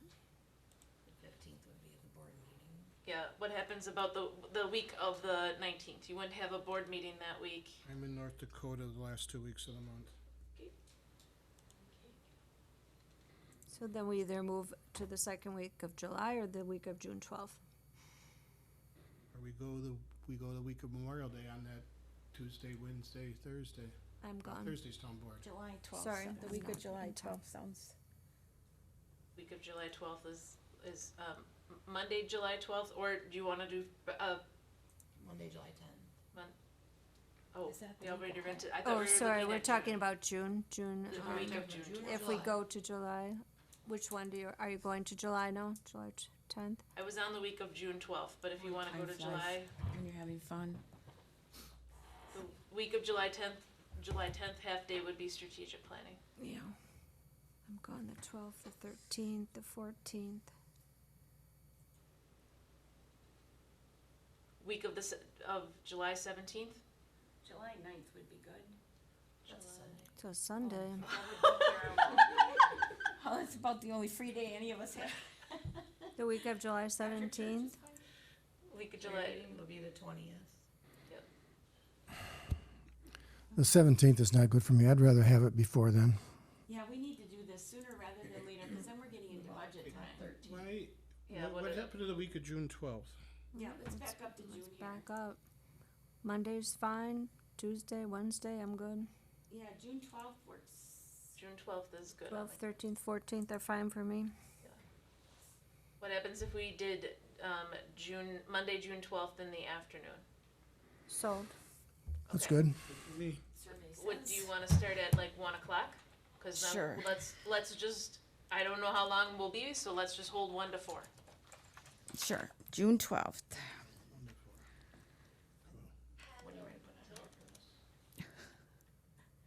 special Moto, board meeting. Moto's coming 1 to 4? Okay, June 12th, 1 to 4, it's agreed? Great, thank you. I gotta take some water, excuse me. Okay. All right, before we excuse Greg, do we have any questions for Greg that we need him to check on money borrowing for me? Or us? Not me, us. I think that's putting the cart before the horse. We can't really decide on borrowing money until we know how much money we need to borrow. Well, Well, just we saying. can't really. I know, but just saying. First, we gotta figure out what we We gotta made the fix. poor man wait. Fine, your approach is fine. All right. Okay. Well, thank you for staying with us, and thank you for your time this evening. Have a safe drive home. Thank you. Thanks, Greg. You're welcome. All right. So we're all set with that one. And then we'll move on to next agenda item, the real 13, which is discussion and possible action. Recommendation from the Community Development Authority regarding First Amendment to the Developers Agreement for Up North Brewing Company. Extension on the date of substantial development from 24 months to 30 months. 6-month extension. I move that we approve the CDA's recommendation of a 6-month extension for the Up North Brewing Company. Second. Right, we have a motion and a second to approve the Community Development Authority's recommendation regarding the First Amendment to the Developers Agreement for Up North Brewing Company. All those in favor? Aye. Aye. Alright, Opposed? Motion carries. Number 14, discussion and possible action. Recommendation from the Plan Commission to deny a comprehensive plan MAP 9 amendment from rural residents to agriculture and zoning map amendment from R4 Rural Residence District A2 Secondary Agriculture District relating to the property located at 780 Anawa Lane, owned by Yvonne and Michael Harris, also described as Lot 1 of CSM 5582, located in Section 13, Town 20 North, Range 06E, Town of Rome, Adams County, Wisconsin, with a parcel number of 030-00751-0010, total area 40.201 acres. Do we need an explanation from Nick? Oh, well, we need a motion and a second first, please. I move that we approve the Planning Commission's recommendation to deny the rezoning from R4 to A2 for the property on Anawa at 780 Anawa Lane. I'll second. We have a motion and a second on the recommendation from the Plan Commission to deny a comprehensive plan map 9 amendment from rural residents in agriculture and zoning map amendment from R4 rural residents to A2 secondary agriculture district relating to the property located at 780 Anawa Lane. Can you tell us more about this? I'd be happy to. Good evening, everyone. I'll try to summarize what I had from the Plan Commission's discussion on this item. I'd ask that anybody else that was there, if I do miss anything, that you please supplement my comments. But I do have a general summary, I think, of what the Plan Commission's reasoning for the recommendation that they gave was. So just a general note, as it's important to get on the record, that the Plan Commission did hold a public hearing at its meeting on May 9th, 2023, after which they did recommend a denial, as you see, to the amendment to the comprehensive plan as well as the rezone. The reasons that they did make that recommendations included a concern with amending the comprehensive plan in light of the significant work that has been gone through to review the comprehensive plan and the updates that will be impending or coming, with the caveat that the current comprehensive plan also it doesn't support that and is the reason that the request was to amend the comprehensive plan. Second, there were concerns about an agricultural zoning designation surrounded by rural residential. In other words, spot zoning concerns by placing an agricultural parcel in the middle of what otherwise is largely residential. And finally, I believe there was also concern that was expressed with proximity of an agriculturally zoned parcel to wetlands and so some of the concerns that related to that as well led into the recommendation ultimately to deny that. I would just make a further note that part of the reason that it was being requested in the first place, it did dovetail with a mobile tower siting permit request that was a conditional use permit that was considered at the Plan Commission meeting. Since about 2013, I believe it is, the mobile tower siting permit can't be denied. There's certainly conditions that can be placed, and there were. So the mobile tower permit was granted with conditions. Really the only concern that was brought in with then leading to the request to rezone was around the fencing. I think there was a significant amount of discussion about that, and I would also just add that since that the applicant for the mobile tower hasn't expressed even requesting a variance, although it's an option for them.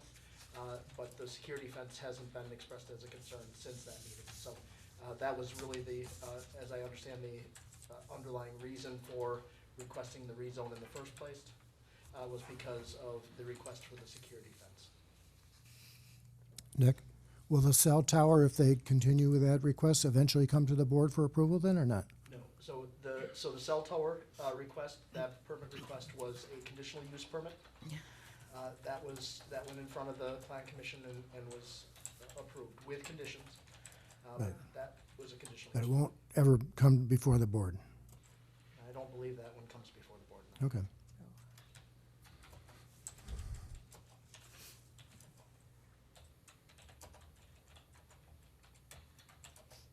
Any other discussion?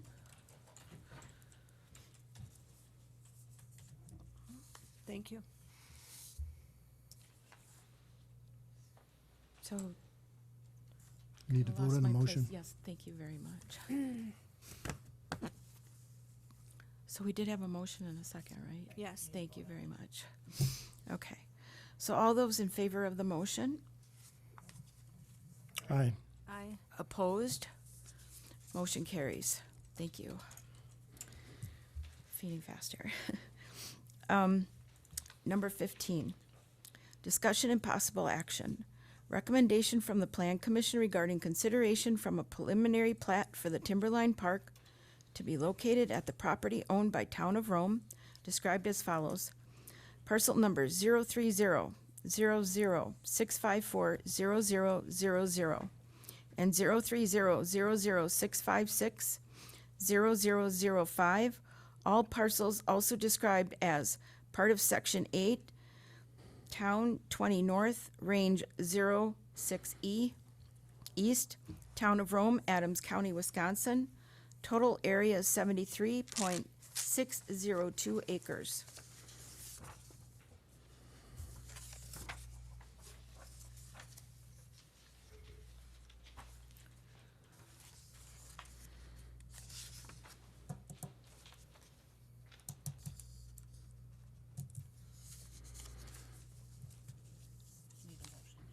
I know. Okay, I'll move to approve the Town of Rome's preliminary plat plan for Timberline Park.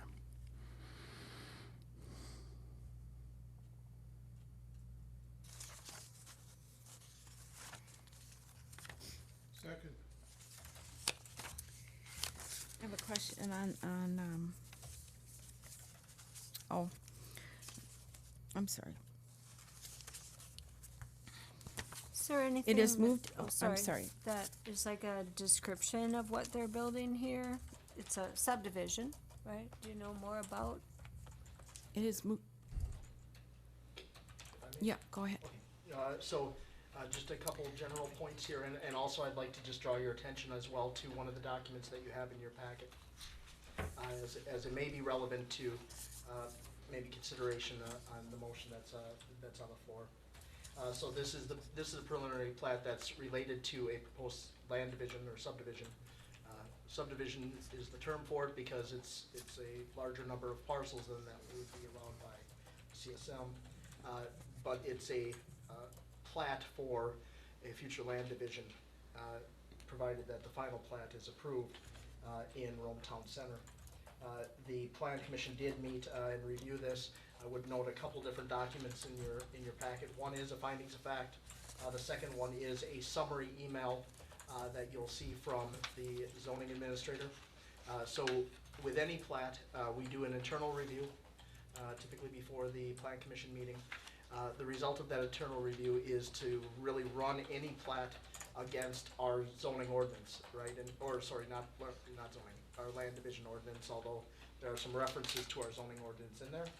We'll run that against there just to make sure that it meets the base requirements in our land division and zoning ordinance. You'll see the result of that expressed from the zoning administrator. Those are things that either have been addressed or will be addressed. Then the findings of fact document, I just draw your attention to, there was a condition that was recommended from the Plan Commission. That condition was to approve the preliminary plat was the recommendation. The condition was that an engineer verify that the drainage basin is no longer needed. So from the plan commission, they did make that recommendation that that condition be placed. I'm not sure if we've gotten that verification yet.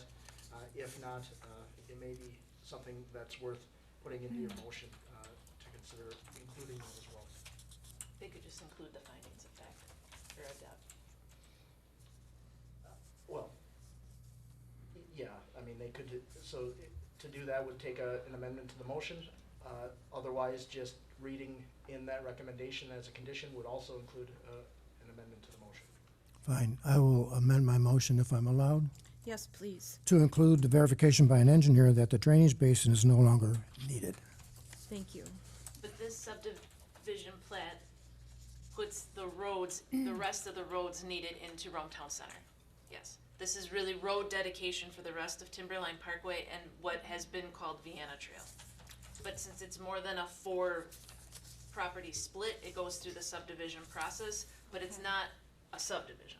It's like, it's not a subdivision that's laying out lots for home Got construction.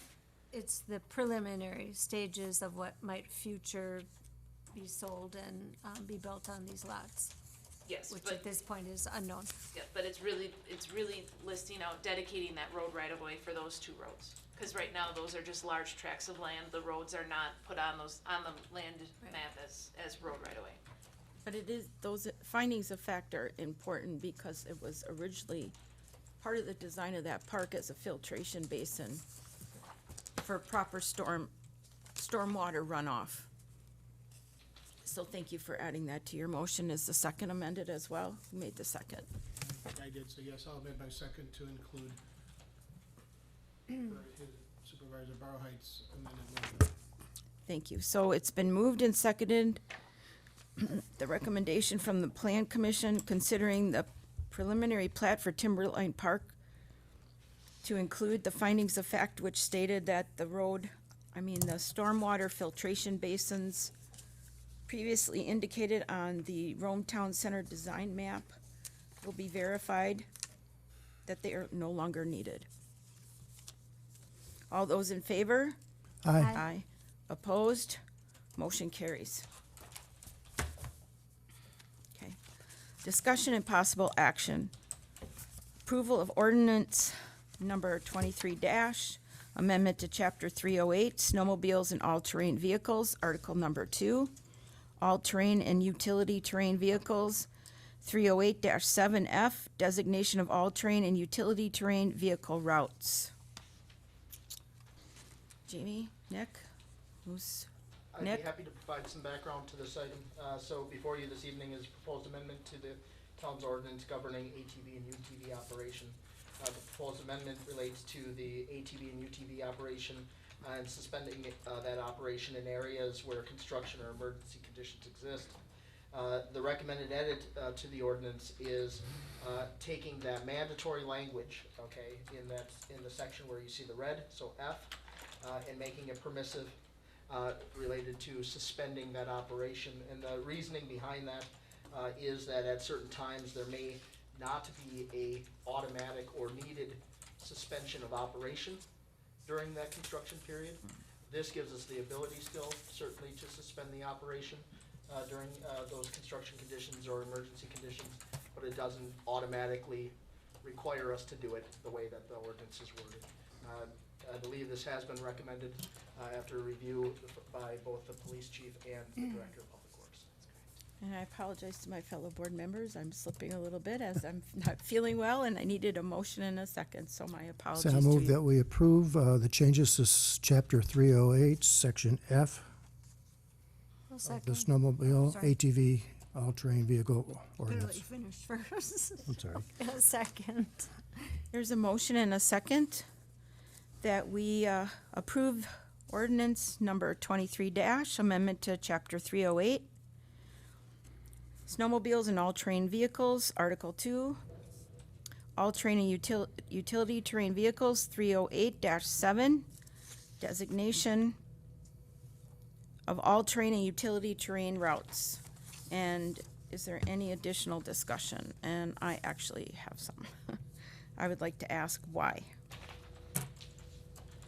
They really, I understand you just gave your explanation, but I have concerns about this. Is this with the upcoming traffic on Apache? That's my concern and the safety.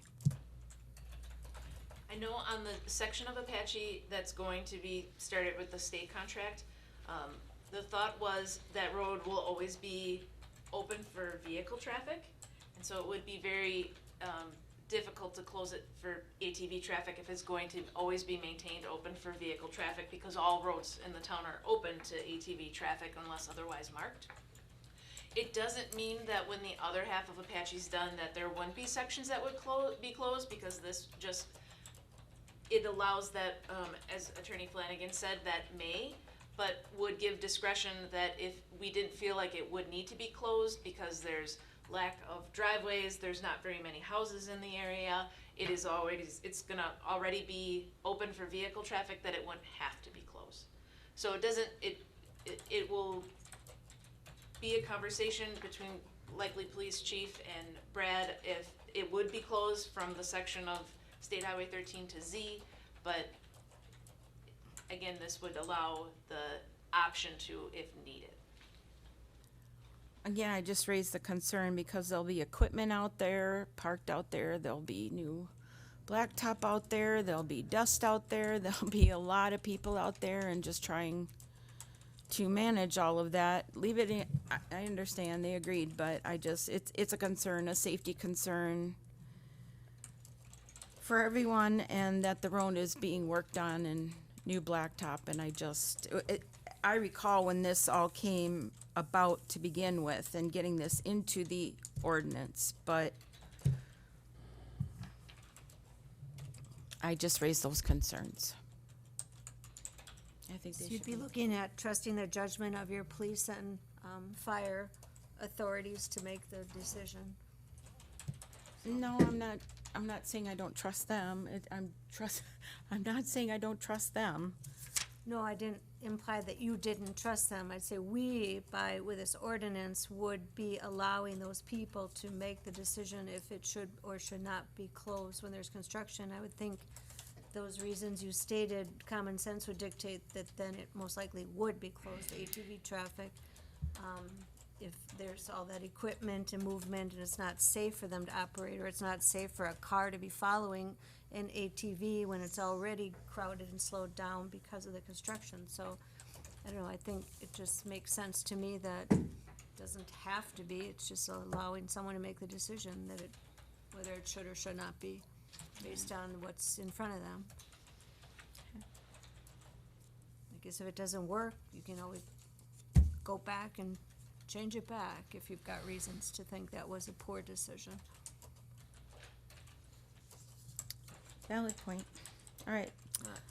All those in favor? Aye. Opposed?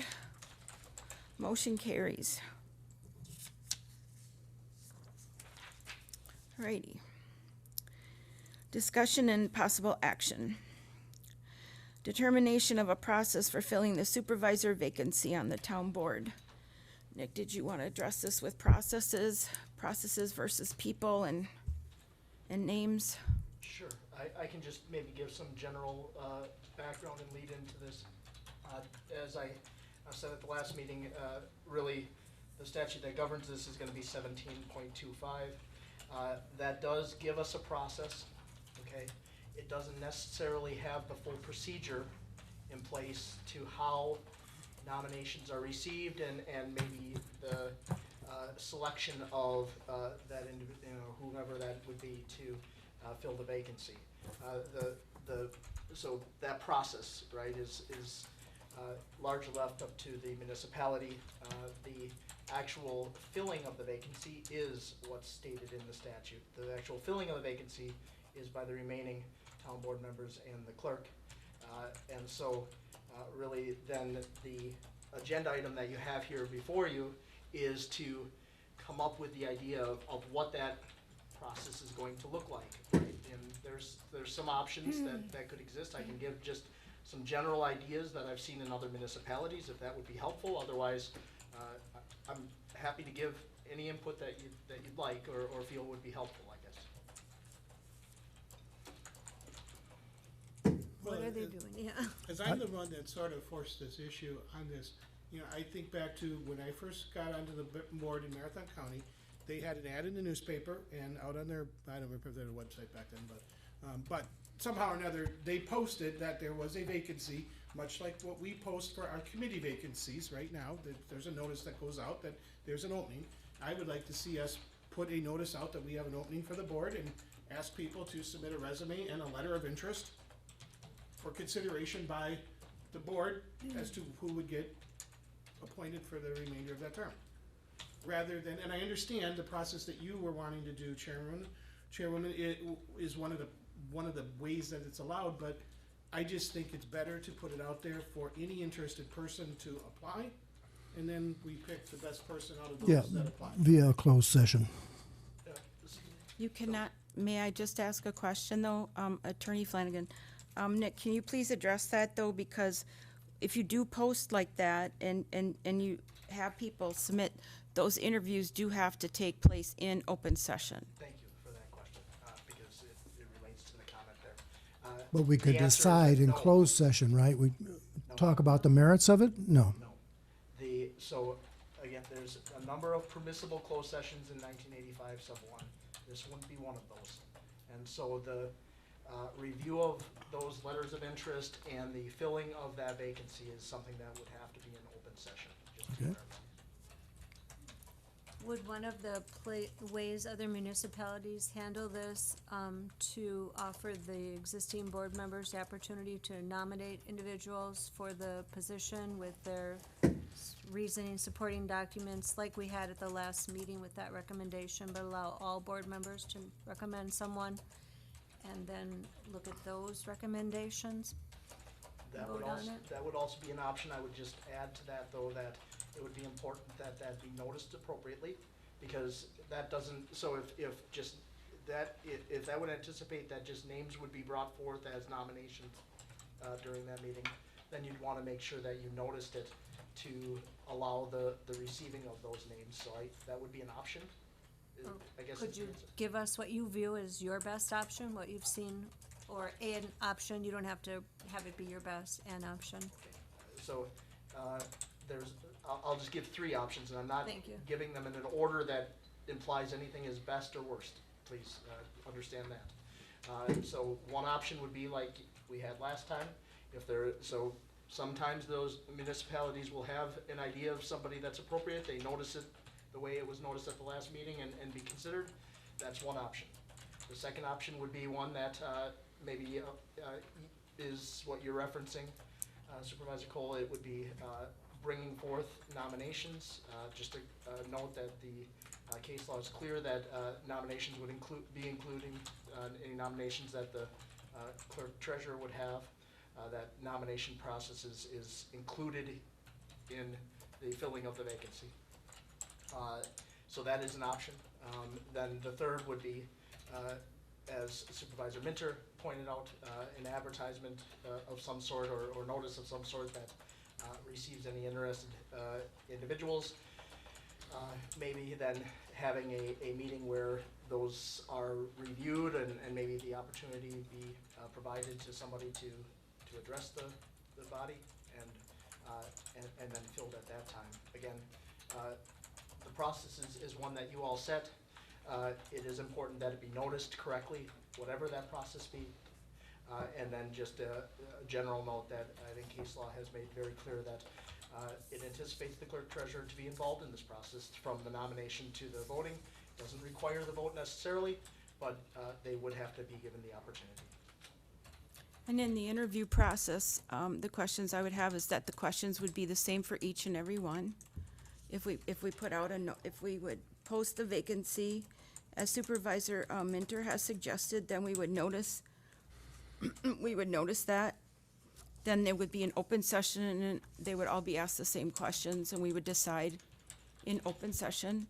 As well as with the nomination process, it would be similar exactly like we would do with committee appointments, or like last time, all the names would be listed and we would appoint accordingly, or that would all be properly noticed the same way and we would do it that way. Okay. You'd give us the proper language to do that and, Absolutely, I'll assist with the proper language. So, yeah, my general statement certainly doesn't preclude that I'd be happy to help us get that properly noticed. So I think if that is the decision, if that's the direction that the board would want to follow, then you'd be looking at a couple other points, which would be maybe like a deadline to receive those Right. by, and maybe, how that, the general questions are going to be developed and, those kind of pieces. And then is the intention to have them at at your next meeting or a meeting, to then address the body and answer those questions. I guess those would all be maybe things to consider and land on for this meeting. And how would the voting process actually work? Whose names would be on a ballot and we and the clerk would vote? Sure, so when you get to that point, how that would work, it'd be similar to a motion that you'd make, right? I mean, it'd be somebody making a motion and the vote taking place, and again, the remaining board members as well as the clerk treasurer would be the ones that would vote to fill that position. And how would you resolve it if the clerk continued to recuse on the votes and we just kept coming with deadlocks?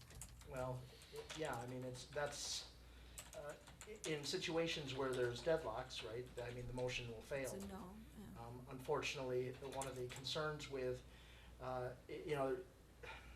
it was correct. I mean, it is their choice as well as anybody's choice, really, under, I think, the case law has pointed to that, actually rooted in First Amendment rights, to not state the reason or recuse. I would just, again, state that I think the statute is, though, clearly anticipating the involvement, but it is theirs and anybody else's choice to not participate in it if they chose not to.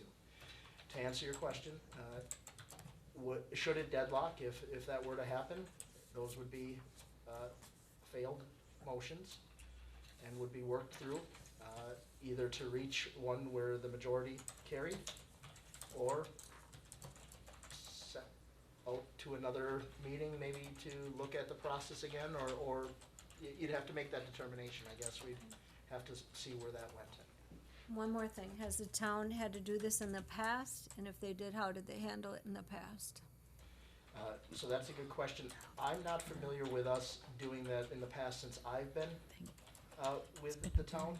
I certainly am familiar with other municipalities I represent that have had to do this, but I'm not. it's been a very long time. Yeah, if it has, it's been an awfully So long time. consistency with how we handle that is not something we necessarily need to consider.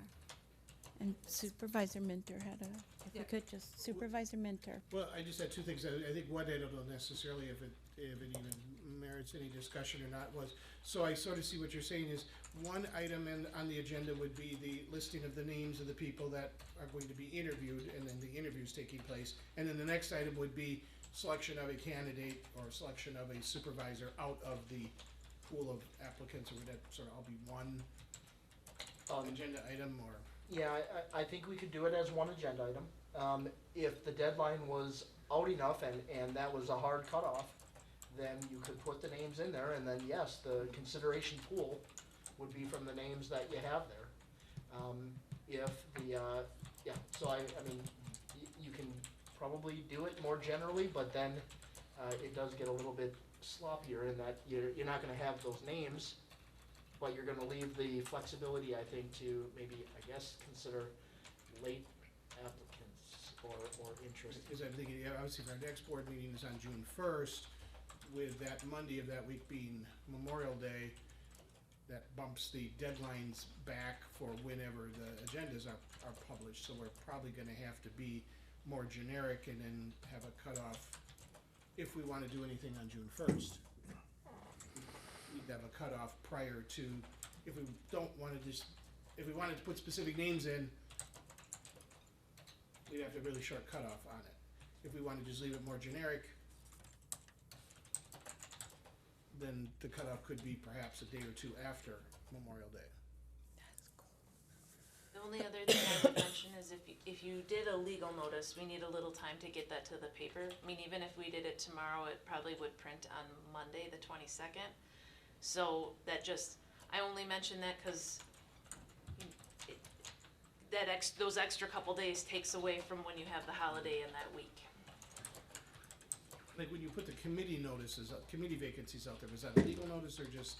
We do a legal notice, the 3 posting boards, and then we try to do both our website and Facebook too. But if you followed that same method, we'd do a legal notice, yes. I mean, honestly, I'm good with either process, either that any board member can bring a nomination forward or going the route of putting it out there. I mean, obviously, I think people are fairly well aware that we have a vacancy on the board right now. At least those that are watching and just following along. So I don't have a preference either way. Yeah, I think we should keep the process moving now, you know, whatever's the quickest way to get it done. Would just add that we just had an election and 2 seats were unopposed, so there's not a great crowd of people out there that were wanting to run. Yeah. So I think for that reason, I would go with the idea of board members bringing forward their recommendations or nominees and filling it that way, rather than the public announcement, since it's just a less than 1 year commitment. Sounds good. I happen to agree with Supervisor Cole as well. We have so many things on our plates right now, important decisions coming up, but Madam Chair, can I just ask a clarifying question Sure. then? So would we be asking for supervisors to send those names by a certain date so they could be published on the agenda for the 1st? Not necessarily. It sounds like at least what's being suggested is at that next meeting, nominations are provided basically from the floor, and the list is made and then the vote is taken. That's what I'm hearing. I think it was useful to have some background information ahead of time, like we did last meeting when we did have a nomination.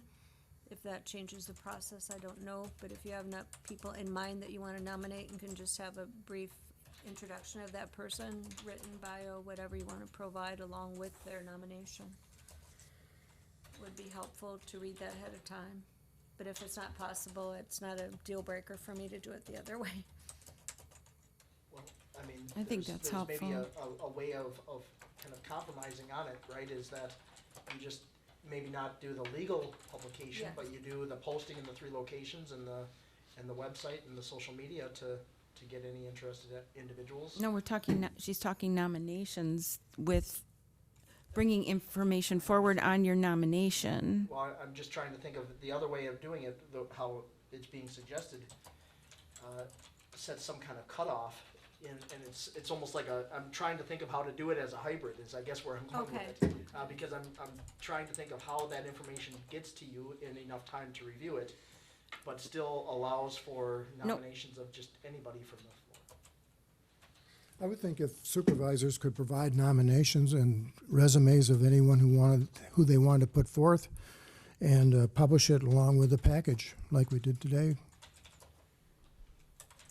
So if you That'd give us enough time to review. if you had individuals that you were gonna bring forth, if you could have that information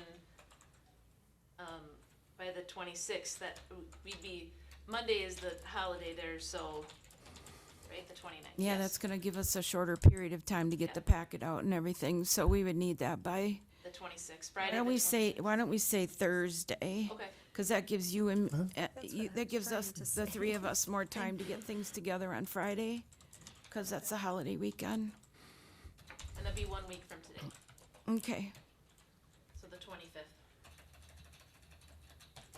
And is that acceptable to the? is that, Yes. well, we had a motion and, we need a motion on that then? Or whoever suggested, wanna make a motion, or, I'll move that the process for filling the vacant supervisor position be that the existing supervisors make a nomination or nominations of interested candidates with a basic resume to the town administrator by the 25th of May for consideration of the person to be chosen at the June 1st board meeting. I'll second the motion. Okay, so we have, For purposes of discussion, just because technically that motion just said, I think existing supervisors, would you be willing to amend your motion and second to include And the and the clerk treasurer? Oh, yes, Just yes, to I make will. sure we're. Yes. Amend my motion to existing supervisors and the clerk treasurer. Fine, I'll second the motion. Thank you. yeah. And for the sake of what we just went through, and I won't remember all of that, we have a motion and a second on the floor, and you have all of that, correct? Thank you. All those in favor? Aye. Aye. Opposed? Motion carries. Thank you. Sorry. All right, so we're moving on to number 19. I'll make this really brief. Discussion, because we're getting long here tonight. Discussion and possible action, organizing a committee meeting of the whole, including topics for discussion and ideas of interest. So, this was my idea, and we talked about it briefly last time. It was just a chance for us to really get to know our returning supervisor, our new supervisor who's new to government, and just go over some town topics and get together as a new board. So really, I have a sample. Didn't have a chance to make copies, but it's more of a supervisor retreat. The county board had done it. And I'm thinking that if we just, we'll let this go for tonight, not discuss it too much. We won't even have to take any, we'll put this on the next agenda. But it's really just a meeting to get together, go over like the strategic plan. They did a survey amongst themselves as goals and ideas for the year. Discuss some things about the county, but in our case, it'll be the town. It's a town overview, like our financial policy, as we talked in the past. Parliamentary procedure, town policies and procedures, set priorities and goals for the next 2 years, and strategic considerations based on our strategic plan that we're going over. So I thought maybe, once we have gotten through the next stages of our strategic plan that we're working on, maybe we could do this after that next phase that we go through with Bill. So I'll bring this back for the next agenda because it is getting a little bit late tonight. So we'll just move on to number 20 here. Discussion and possible action. Mailing of survey postcard, cost sharing of survey postcard mailing, previously voted on and passed at the February 22nd, 2023 town board meeting, and where to point people for additional information regarding wake manipulation devices. There was a memo included in the packet. We did get a number from ODC of 1,067 addresses. That would be the properties within the Tri-Lakes Management District. Again, removing all duplicates for the property owners associations, they would just get one. Any duplicates for businesses, and taking out any properties that are owned by Adams County government. And then I did put the cost down there. The postcard printing would be approximately that $121. I did do an overprinting because errors happen sometimes when you're labeling things. The processing fee from ODC, the $238.04, and then the postage, they provide a range because when they run the first 20 through, they do a sample of the weight, and that's where the final postage number comes from. So looking at someplace between $684 and $749 for those 1,067 addresses as an estimate. I also did put on here that there was a wake manipulation device information page created on the website. It's just marked as coming soon right now, but we could make a referral to that page if there's additional information that we want to put up there on the site. More importantly, when are the postcards going out? I think the conversation was that we wanted to make the request to Tri-Lakes for the half of the share first before we sent postcards. Well, I thought we already decided that we were gonna send the postcards out, and we were just waiting for OTC to do it. Oh, do you, Nick, I mean, I believe that actually the board had wanted to get the ODC quote back and then was going to reach out to Tri-Lakes and ask if they'd be willing to share in that cost.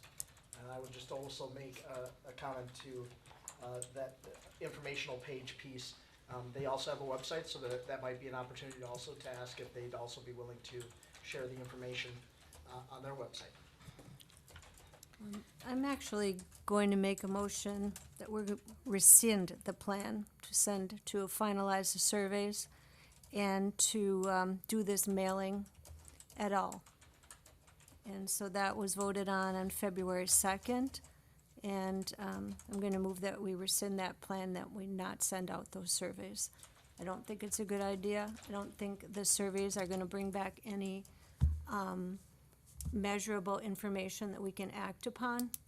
And so I don't think it ever should have been approved in the first place, so that's my motion.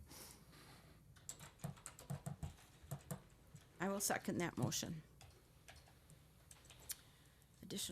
There is a motion and a second on the floor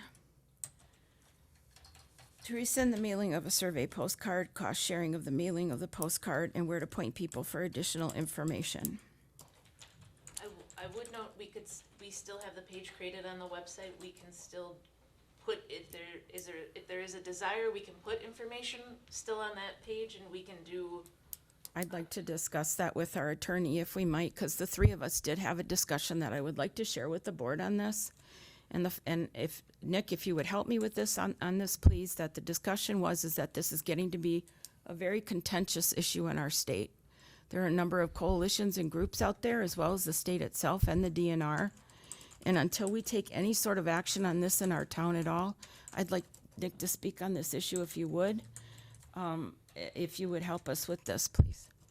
Yeah, I mean, I guess I can just give some input and response to the conversation that was had. That conversation, just to be clear, was with the chairperson and administrator, and that is, and again, you'd have to get to the point of actually wanting an ordinance, but my recommendation was, if we get to that point of having the ordinance, to make very sure that that is drafted correctly and involve an attorney that has been involved with drafting similar ordinances, to make sure that we are very sound in that. But that would, again, how do you get to the ordinance, right, without, I mean, you know, I don't know that we were at that point, but that was what I had shared, was if we got to that point, that I'm happy to put forward the attorneys that have been involved with that, but we need to make sure that an ordinance is very defensible if we got to that point. Because the original discussion regarding this survey was that if Tri-Lakes was willing to cost share with us because it was going strictly out to Tri-Lakes members, then we would assist, but our staffing here is limited as it is, and Jamie often refers to it as a lean, mean machine. This has expended a lot of hours on this already, and if we start putting information out on our page, we subject ourselves to something that may eventually be an issue, and with Tri-Lakes being the one that's really actively involved, we could, the information should be on their website. So, I happen to agree with Supervisor Cole. May I follow up by just saying I'm not suggesting we do nothing on the topic. I do think the wakeboard topic exists. I think it's possibly causing the problems that people have expressed, that have been expressed at previous meetings. But I would suggest, since we've now added a second officer that's on the water, that we allow those officers to do their job, and that instead of the survey, we have an information piece that could be shared that just reiterates what the rules are as far as wakeboards, not wake boats, it's any boat actually, how close you can be to the shoreline and to a pier, the speed you can operate, the times you can operate, and that information piece could also include a link to articles that are available through DNR about these types of boats, and that could be created, and that type of thing could be on our website. It could be shared with people in the Tri-Lakes. It could be added to the conditional use permit packets, so renters are aware of those rules. and just maybe enforce the rules that are in place with our new officer and see how that goes. And if it still continues to be such a big problem, maybe the state will have more guidelines in another year or two, because it seems this is happening in a lot of waterways and it's being addressed at a higher level, and then revisit it again. See how it works if we just enforce the rules that we currently have.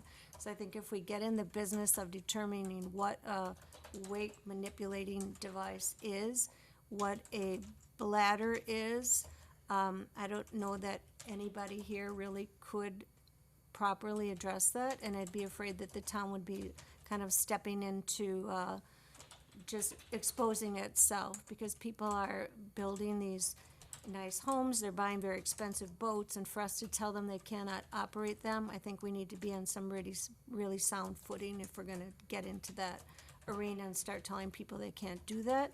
So maybe enforce the rules we have and hope that that cuts down the problem. And then also suggest alternatives. These types of boats would be fantastic on Lake Petenwell. And there are docks available, lifts or whatever it is, ramps available to take the boats out there. Just suggest that to people. I understand you wanna leave your house, walk to your pier, get in your boat, go on your lake, but if you can go out on Petenwell and spend all day going around on these things, it might actually be more enjoyable for you. So just some ideas that I had, and maybe it's something that should be moved to another day, because as Chair Jumati said, it's getting kind of late. We don't want to reopen this whole thing, but that's why I moved to rescind it. Not to forget about it, not to act like it doesn't exist, but I don't think surveys are the answer. Supervisor Bauer Height? Yeah, let me just say, I think the reason that we went down this path back in February, or maybe even before, was because the board realized at the time that this is a very volatile issue for a lot of people. And so that was the reason why we decided that we ought to do a survey. We've also reinforced that idea at every meeting that we've had since then, and at our annual meeting. So people in the town are expecting a survey. And to withdraw it right now, I think, would be counterproductive. Also, to address the idea that there are perhaps regulations in effect now that our officers can enforce regarding wake boats, there are none. There's only, the only thing I can think of is that there's no wake zones within 100 feet of a pier. So to say that there's going to be any enforcement of anything regarding wake manipulation devices or bladders or boats operating in transition, that's not going to happen.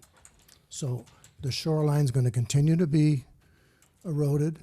People are still going to be having issues with this. So that's why we decided to bring it before the residents who have a stakeholder in this issue, and see, first of all, what they would provide us from the survey information. We are under no obligation to write anything right now, make an ordinance or anything at all, but we wanted to do the survey.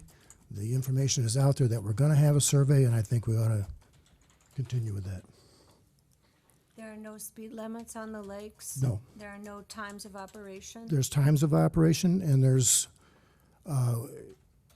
areas where you cannot provide wakes. There's no prohibiting people from reckless use of a boat? I don't think that's defined. There's certainly no speed limit. There's boating regulations. You get them when you buy a boat, and there's boating laws that the DNR, that the officers have to enforce. There's no wakes. I'm sorry, Attorney Flanagan. Yeah, I would just say that there, yes. There's a whole reckless book. operation, it would be a violation that could, and has been issued by our officers. And- To respond to Supervisor Cole. And I guess I do not think it's fair that it only goes to those people living on the lake, because you might be taking your boat out onto the lake even though you don't live there. You might be using the lake on a paddle board or something else when one of these devices comes by that rocks you and you don't live there. If there's any costs associated with this, I assume the entire town is going to absorb that and have to pay it. So I think it affects everybody, not just the people living on the lake.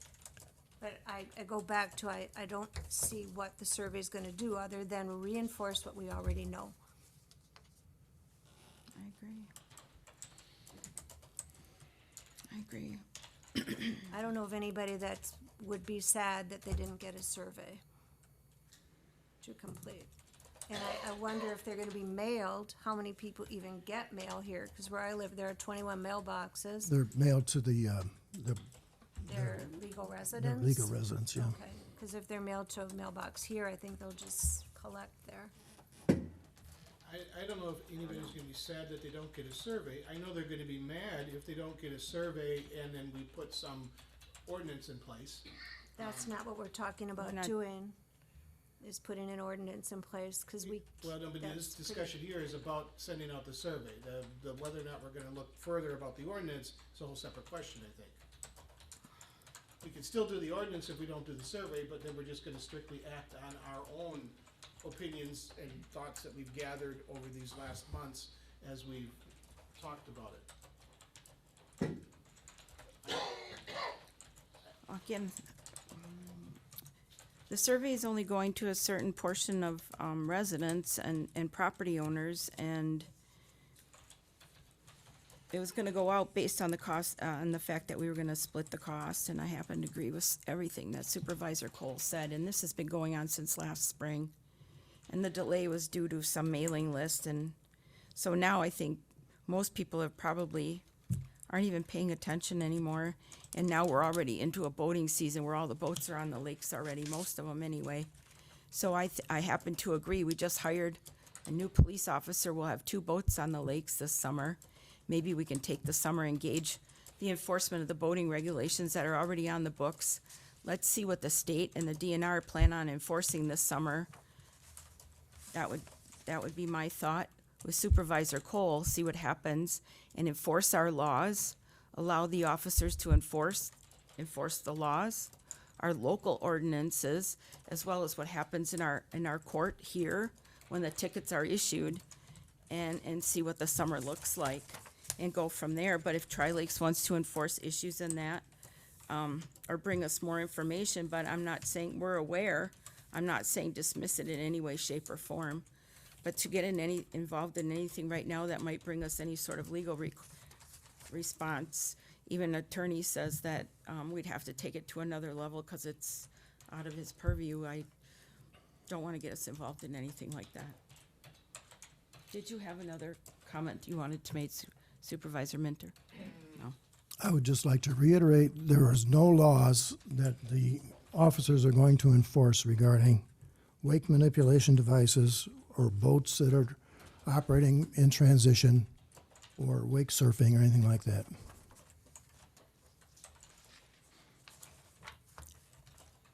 We're in board discussion right now, but did anybody else have, could I trouble you, Jamie, for a bottle of water or a cup of water, please? I can get a cup, otherwise, can I take your water bottle? That would be I can really fill great. your bottle. Bottles in my desk. I'm sorry to disrupt, but thank you very much. Did we have any other discussion? Nope. All right, so, we need a motion, or you made a motion, I made a second, so all those in favor of rescinding? Aye. Aye. Opposed? Aye. Oh, I didn't hear, No, I haven't said one way Oh. or another. I don't think you did either, Lori. I did, I said aye, I'm okay. sorry, my voice I is just starting didn't to hear it. crack, no, thank you. Thank you very much, thank you. No.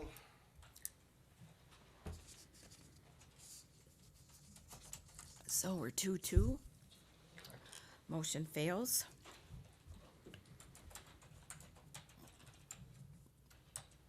So we're still in, we go back to discussion.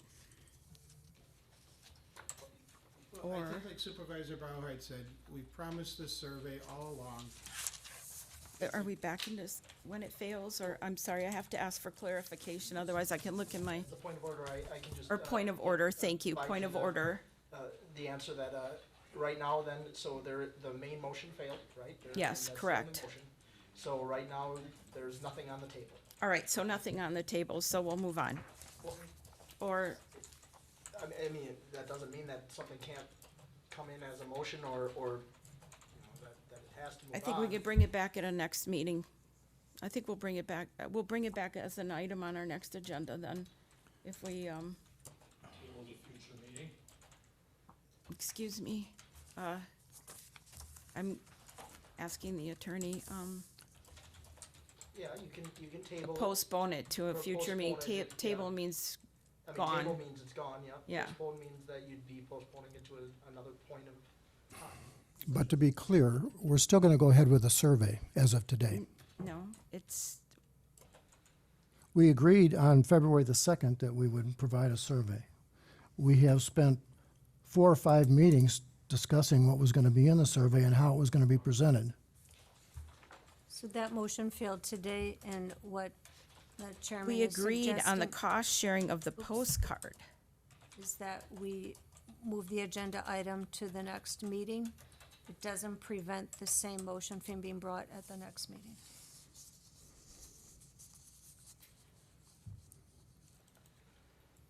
The other question would be, technically, if we look at what was agreed to, I believe it was agreed to ask Tri-Lakes to share, and I don't know that we've gotten an answer from them yet.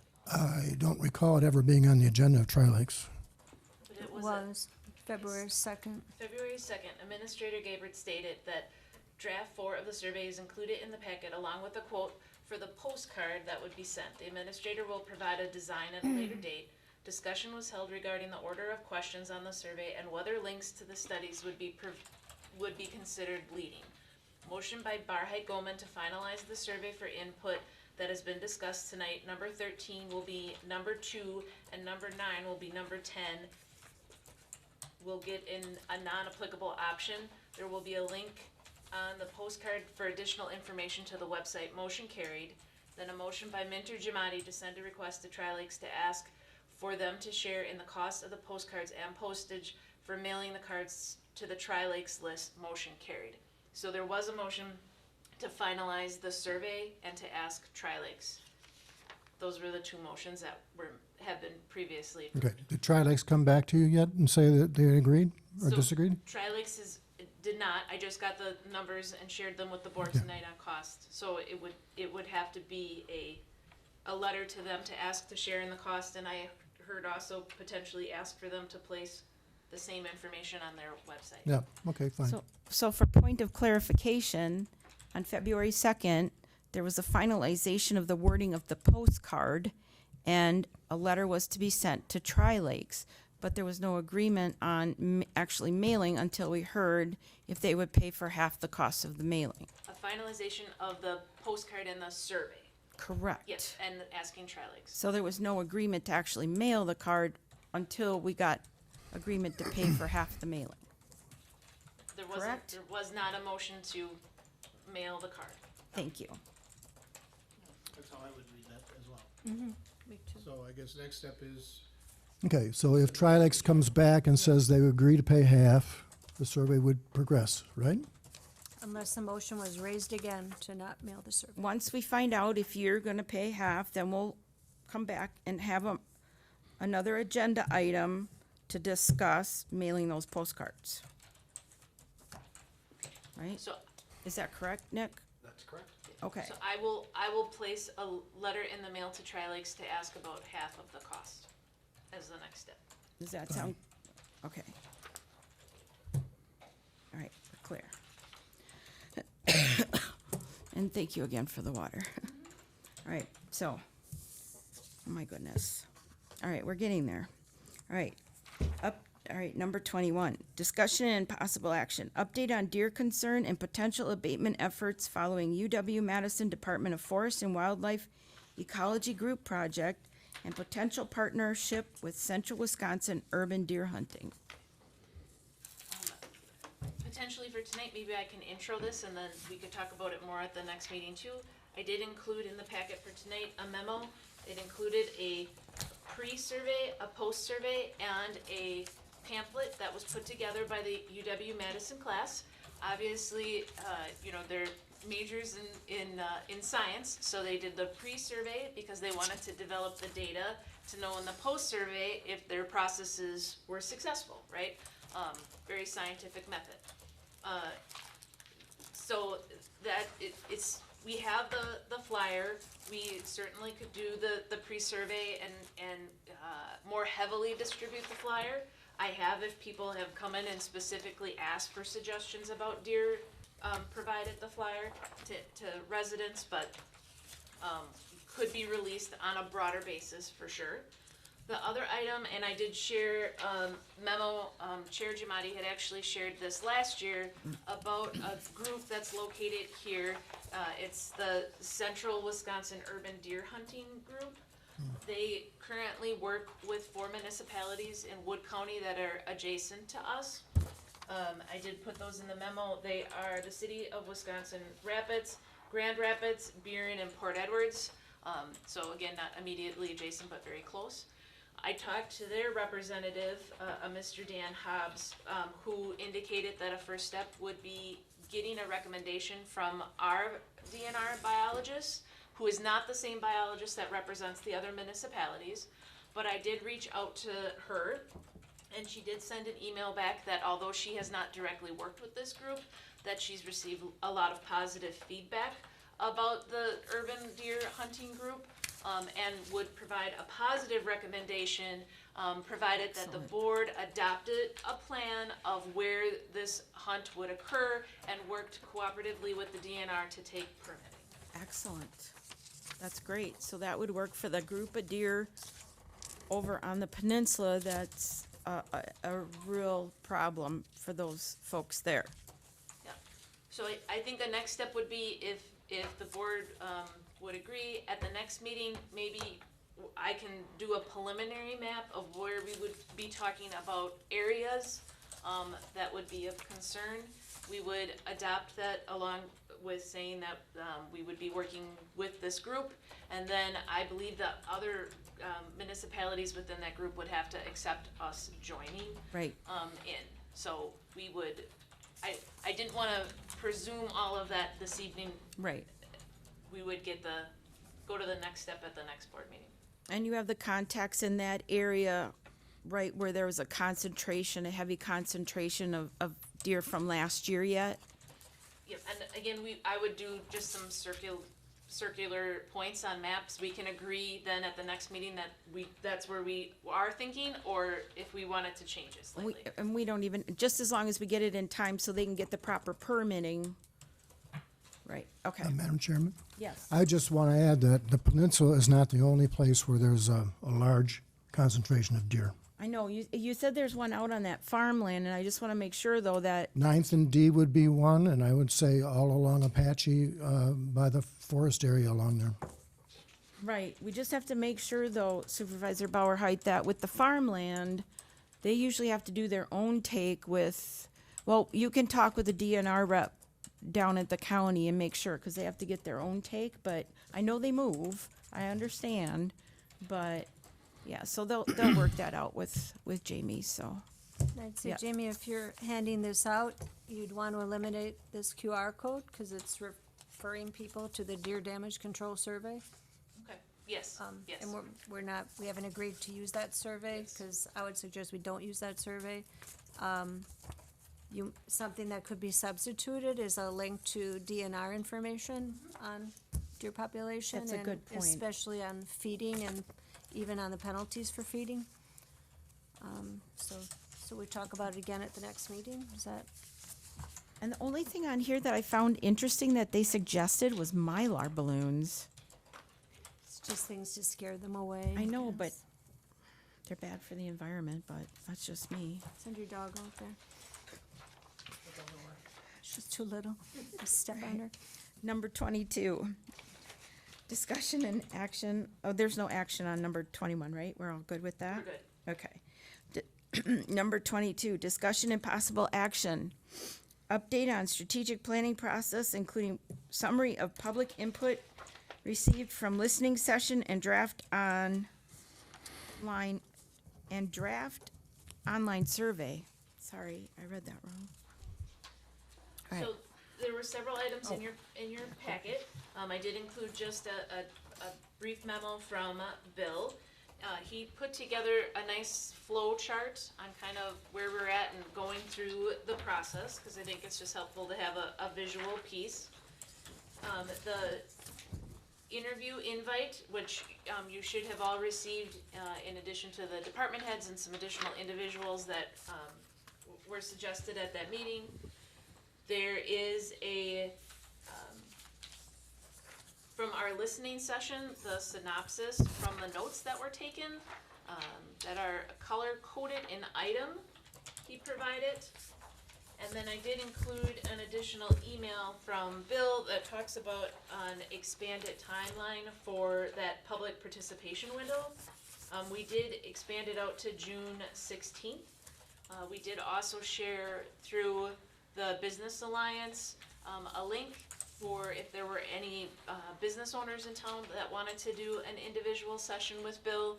Obviously, we extended it out to Sand Valley too at the last meeting when Michael Kaiser presented. And so those individuals are scheduling calendarly invites with Bill if they want to have that 30-minute session. I did include a first draft of what the public input survey would look like, or the questions would be. I think a question for tonight is, since we expanded our public input timeline, are we still comfortable with the June 8th? Or do we want to allow that public timeline, which is until June 16th, to pass in order for maybe July 10th to be our first session? I understand that pushes back our timeline, but would allow any and all public input to be incorporated into the first planning session with us.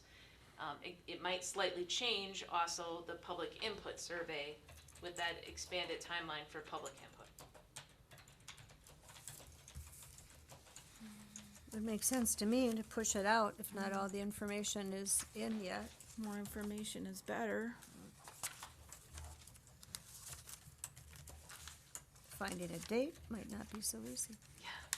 But we'd leave July 10th as our first session, and what I would communicate back with Bill is that we would wait until through the 16th, and then if he felt based on public input that any revisions to the survey would be needed, that he could forward those.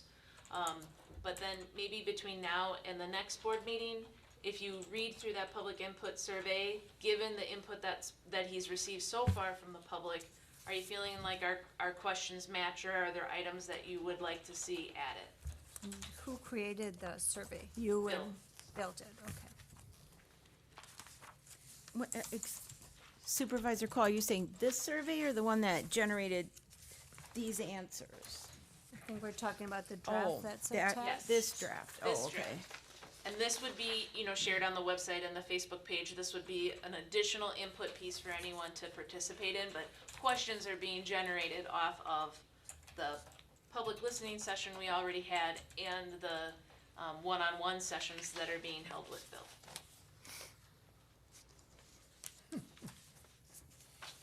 So the meeting on the 8th is gone. But if we're comfortable with that, the first meeting would be the July 10th. I'm comfortable. I'm good with that. July 10th? No, to cancel the meeting on June 8th, keep the July 10th half-day session as the first session. And in next meeting, decide on when that second session might be. Okay. So for now, just, I can hit delete event Yep. on June, Just Eighth. don't delete them all. yeah, I've no. done that. Okay. And July 10th stays, and the other date is TBD? Is that it, or do you want to pick it now? No, we can pick that at the next meeting. So July 10th stays. Yeah, we can pick that at the next meeting, and then just review the survey, and if you have input, Cancel bring June that to the 10th. next meeting. Okay, Okay? all right. That works.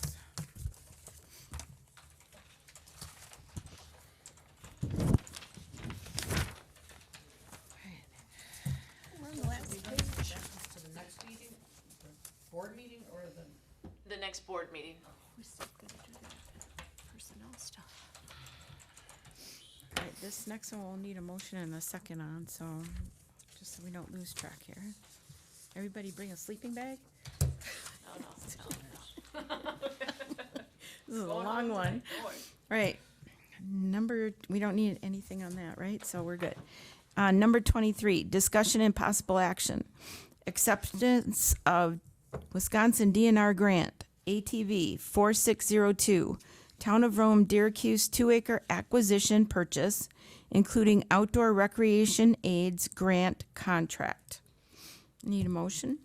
Move to accept the WIDNR ATV grant. I'll second the motion. Okay, so I have a motion and a second on the acceptance of the Wisconsin DNR grant ATV 4602, Town of Rome Syracuse 2-acre acquisition purchase, including outdoor recreation aids grant contract. Jamie? I did hand out just a additional memo tonight, to further clarify. So this grant is for the purchase of the property, so it would only cover the, purchase price and closing costs, which ended up being, purchase price with closing costs, $5,105. The grant was up to $10,000 depending on purchase costs. That just rolls back into the DNR funds. So we would only receive the $5,105, but we did write an additional grant, for the wetland delineation, wetland mapping, archaeology study, environmental review, endangered resources, survey of the property lines and fence for $181,500, and we were also awarded that. But with the acceptance of this, we do have to sign the agreement that will get, recorded with conditions for that property, all of which we are comfortable with, which we have agreed to with the other properties that we've purchased for Syracuse. What was that last number you gave, please? 181,500. And for that grant also will be reimbursed actual cost. So if it would come in less than that, we would receive less than that. And the purchase Would you price repeat was, the number again? I think you said 181,000. It's $181,500. Oh, okay. Yeah, It's on this 181,000. memo. Yep. Okay. Purchase price was $4,030. It was $30 to record it. 4,000. 4,000. So what was 5105? 5105 includes the purchase price, recording, and closing costs. So the title company cost, yeah. The title company, that's what adds, okay. And then I'm looking for mine. 4,000. 4,000. And then it was 5105, that's, okay. And then when you said about the special conditions, we talked about, we'll make sure that we do those other takes on there, besides the Carner Blue and the Lupine, we'll do the Graves. I mean, so that's all taken care of, that if we ever wanna develop it, Yes. oh, now we need money to do that. Nope, and that will Okay. just come out of the $181,000. Great, all right, we'll make sure we got that done, thank you.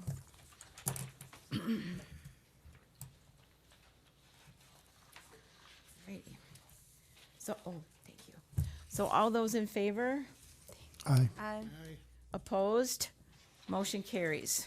Thank you. All right, number 24. Discussion and possible action. Approval of a short-term lease agreement with Wisconsin Gas LLC, doing business as We Energies for storage of natural gas line expansion materials at the transfer site. Jamie? Oh, yes, thank you. It's getting long. Motion, please. I move that we approve the short-term lease land agreement with Wisconsin Gas LLC doing business as We Energies for storage of natural gas expansion materials at the transfer site. I'll second the motion. We have a motion and a second for approval of the short-term lease land agreement with Wisconsin Gas LLC, doing business as We Energies for storage of natural gas line expansion materials at the transfer site. The lease agreement was included in the packet. We are comfortable that we have enough space out there. This would be for staging of the expansion project along Apache and in the area in Hornet Trail, down in the southwest portion of the town. So, and there is a We Energies agrees to $500 a month for that storage being there at the transfer site. They aware of the road construction that's gonna be happening there, and will that impact it in any way? Good question, very good question. It is a good question, but I think it should be okay because this won't start until July 1, the term of the lease, and we should be pretty close to done by that time. And we really do have enough room out there? Yeah, we do. Okay, It'll be, okay. and this is really just storage of, you know, the lines, so Okay. it'll be okay for that short amount of time, and it helps with the revenue at the Oh, transfer station. sure. Would We'll it, take their money. would it be advisable to put anything in that agreement that states if that road project was delayed, that they're aware of it? Oh, I think, I don't know that we'd have to put it in the agreement, but when we would send it back, we could indicate that to them. Let them Well, just, Brad has already told us the road is not gonna be closed anyway, so. Yeah, no, it wouldn't be, it wouldn't be closed, but yeah. may Just so delay they their know, I think access it's slightly. always better to have, they might have trucks larger than the lane that's provided or whatever, just so they know. Yeah, we can make notice that they would Okay. know. Perfect. good point. Thank you, Jackie. Okay, all those in favor? Aye. Aye. Opposed? Motion carries. Number 25, discussion and possible action. Review change proposals regarding new Rome Town Center band shell pavilion project for the following items. Change proposal number 6, steel railing production cost increase. Need a motion? Move to approve the change proposal number 6 because of the cost increase.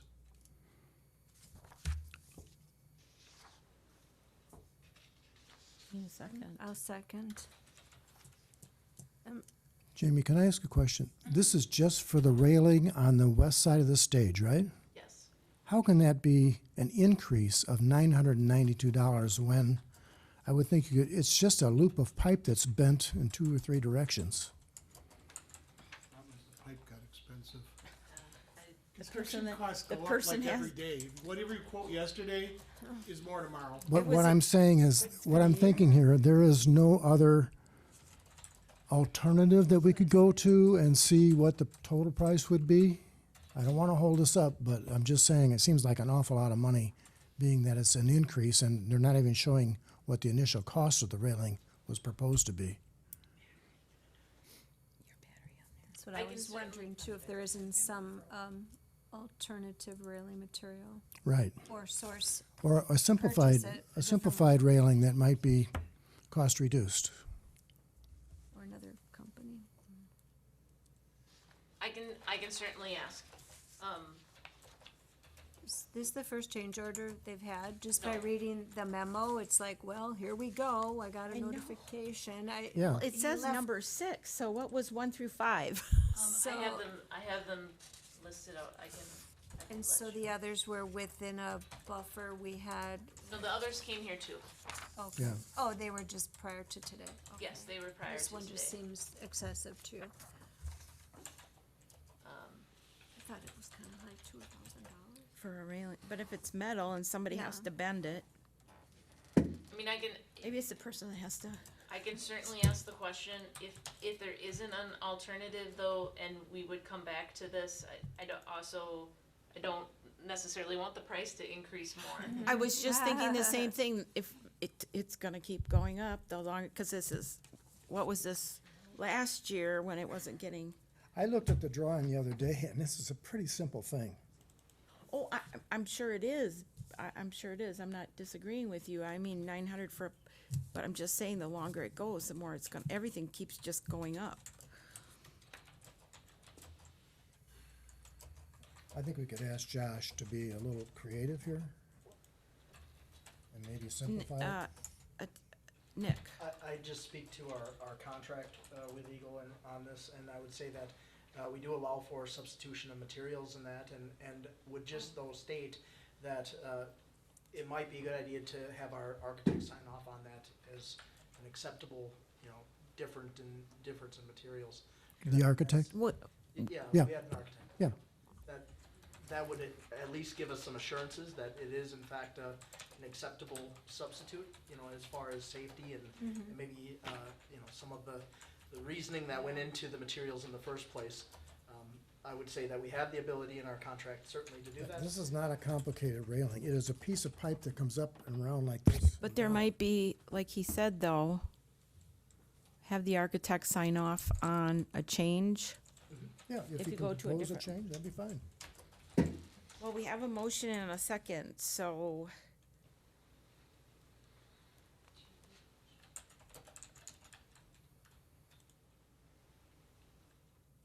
I mean, we have a motion and a Call the second. question then. So then you need to call the question.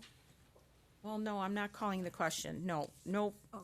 not after what, no, because that, it does something completely, no. You can but call you- the vote. You have a motion. Nick, You have a motion and a second, right? That motion and a second could be amended to add a contingency that, you know, that substitute materials be provided and maybe signed off on, or. I withdraw my motion. thank you. We will learn about call the question when we go to training. Well, So, but amend, you withdraw, thank you. And you withdraw your second, so, do we wanna wait on this until we can find a substitute, Jamie? I will ask, and then I can bring that back at the next meeting. That would be great. I know that I also have, from a different contractor, I have another small change order, so I will ask them that same question and we can present both at the next meeting. So you have a different change order that's coming forward as well? Yep. All right. Okay. Thank you for the. It's just, I think it's a smaller amount than this Don't amount. laugh, Supervisor Minter. Oh, alrighty. All right, so then, They get 15 days on HVAC quotes. okay. Then we'll, move on to number 26, discussion and action. Approval on various appointments to Town of Rome committees and commissions. Greg Corning, Board of Appeals alternate, expiring June 1st, 2026, 3-year term.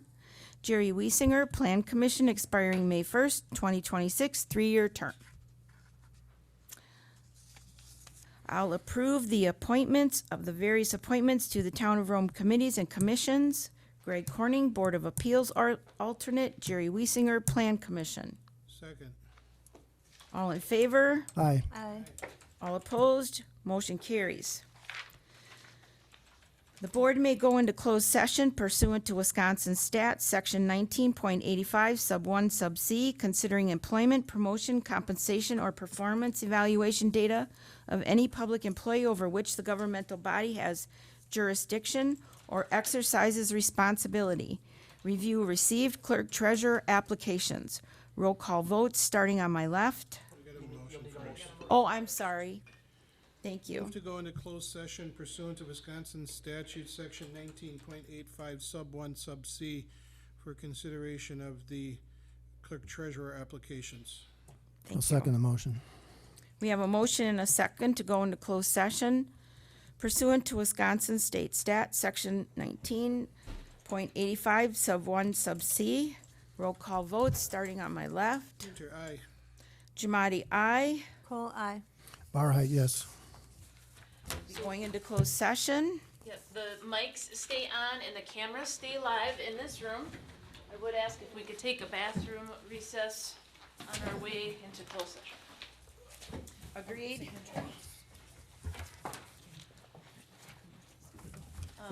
Well played. Well, I mean, it's easy. It was They my are last, signed or it not was my last. Now I gotta sign them. I gotta use the restroom too. Okay, she can sign, but let's just leave them up here so not. back on Okay. about town boards. Either way, either way. Okay, and I'll finish and I can email you in the morning. It was almost perfectly timed. 'Cause I was Good night. just finishing up the Yeah, second you option too. and moving into it. Is there any hard candy around here? Let me see what I have. I Oh, know. don't worry I about it think I have then. some in my purse. I gotta run to the bathroom. You go, I'll go check.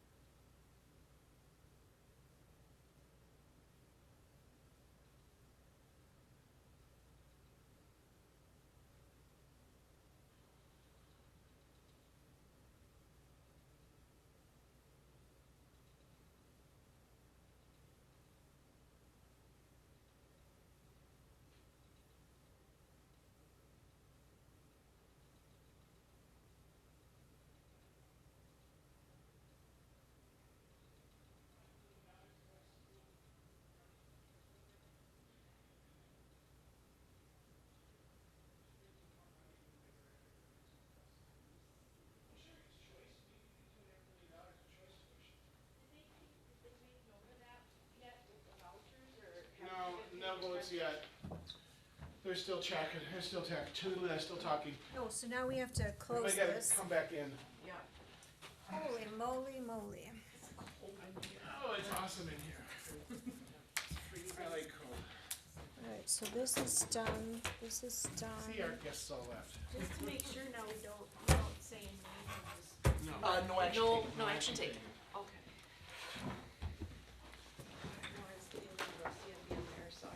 Move that we return to open session. Second the motion. What they said. All in favor? Aye. Opposed? Motion carries. Thank you. Oh, wait a minute, sorry. Roll call No, vote. we don't have to roll Oh, great. Okay, thank you. All right, next agenda items. Okay, me first. No action taken from closed session. Oh, no action taken from closed session. All right, next agenda items, priorities and goals. Please come back with, cause I wanna work on that, like I said, we'll put that off for a while, cause we got a lot on our plates, but I wanna do something like a retreat, like the county did, cause I think it's a good idea, especially with strategic planning. So we can align ourselves with that. But come back with, your priorities, and then, we'll talk about that. And then, brush pile pickup, because going around looking at all these roads and taking pictures, I'm gonna make you look at, so you don't have to drive around and do it, I did it for you. There's a lot of brush piles laying out there. In the right of way? In the right of way and on the road, you know? Well, we ought to be sending letters out to people who have it in the right of way. No, there's a lot of misunderstanding yet, so I had talked to Jamie about, maybe what we could do yet, because I think there was a lot of misunderstanding with that flyer in March. I think people misunderstood it, didn't hear about it, put their stuff out there, think we're still coming around to pick it up, and I'm wondering what we can maybe do about it, That's so. because they choose to misunderstand it. I don't know if you It was can really. plain as it was stated. Well, I don't know, there's still a lot of stuff in the right of way though, too. So, I'd like us to talk about it. I think we can do more. There's still a lot of stuff bent over the right of ways though, from the winter storms. So, and a lot of stuff that was cut off and just still laying there, you know, and I think we still have a responsibility to pick some of that stuff up. Does anybody else have any items they wanna bring up for the next meeting? I was showing the vacancy, maybe the urban deer, hunting Yep, map. yes, please. Those are the two Surveys. that I have. Sorry? The surveys. And there's one at least from Parks and Rec. Maybe two. The core plan for Parks and Rec, yep. The change orders for the band shell, I heard plural. Is that more than two? no. Okay. And, Don't bring a hanger. No, I just,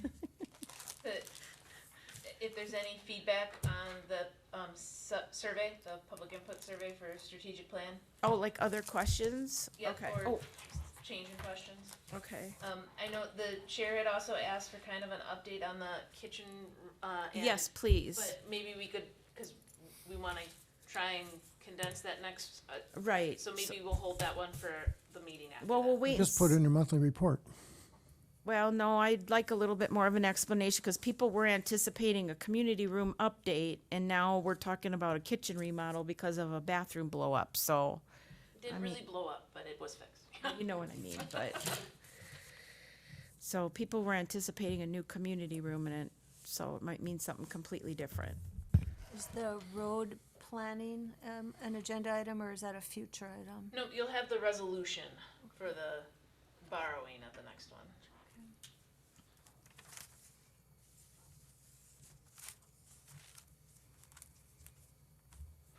And then, of course, the closed session. Pending availability to do so. And we shouldn't have anything from Plan Commission that first meeting, No. so that shouldn't. Yeah. I do think, though, if we have an uptick in short-term rentals this summer, though, we're gonna revisit that as well. But, well, then I think we're good for now. Meeting adjourned. Thank you. 8:18 p.m. Good night, everybody. Have a great weekend. should have moved that we never have more than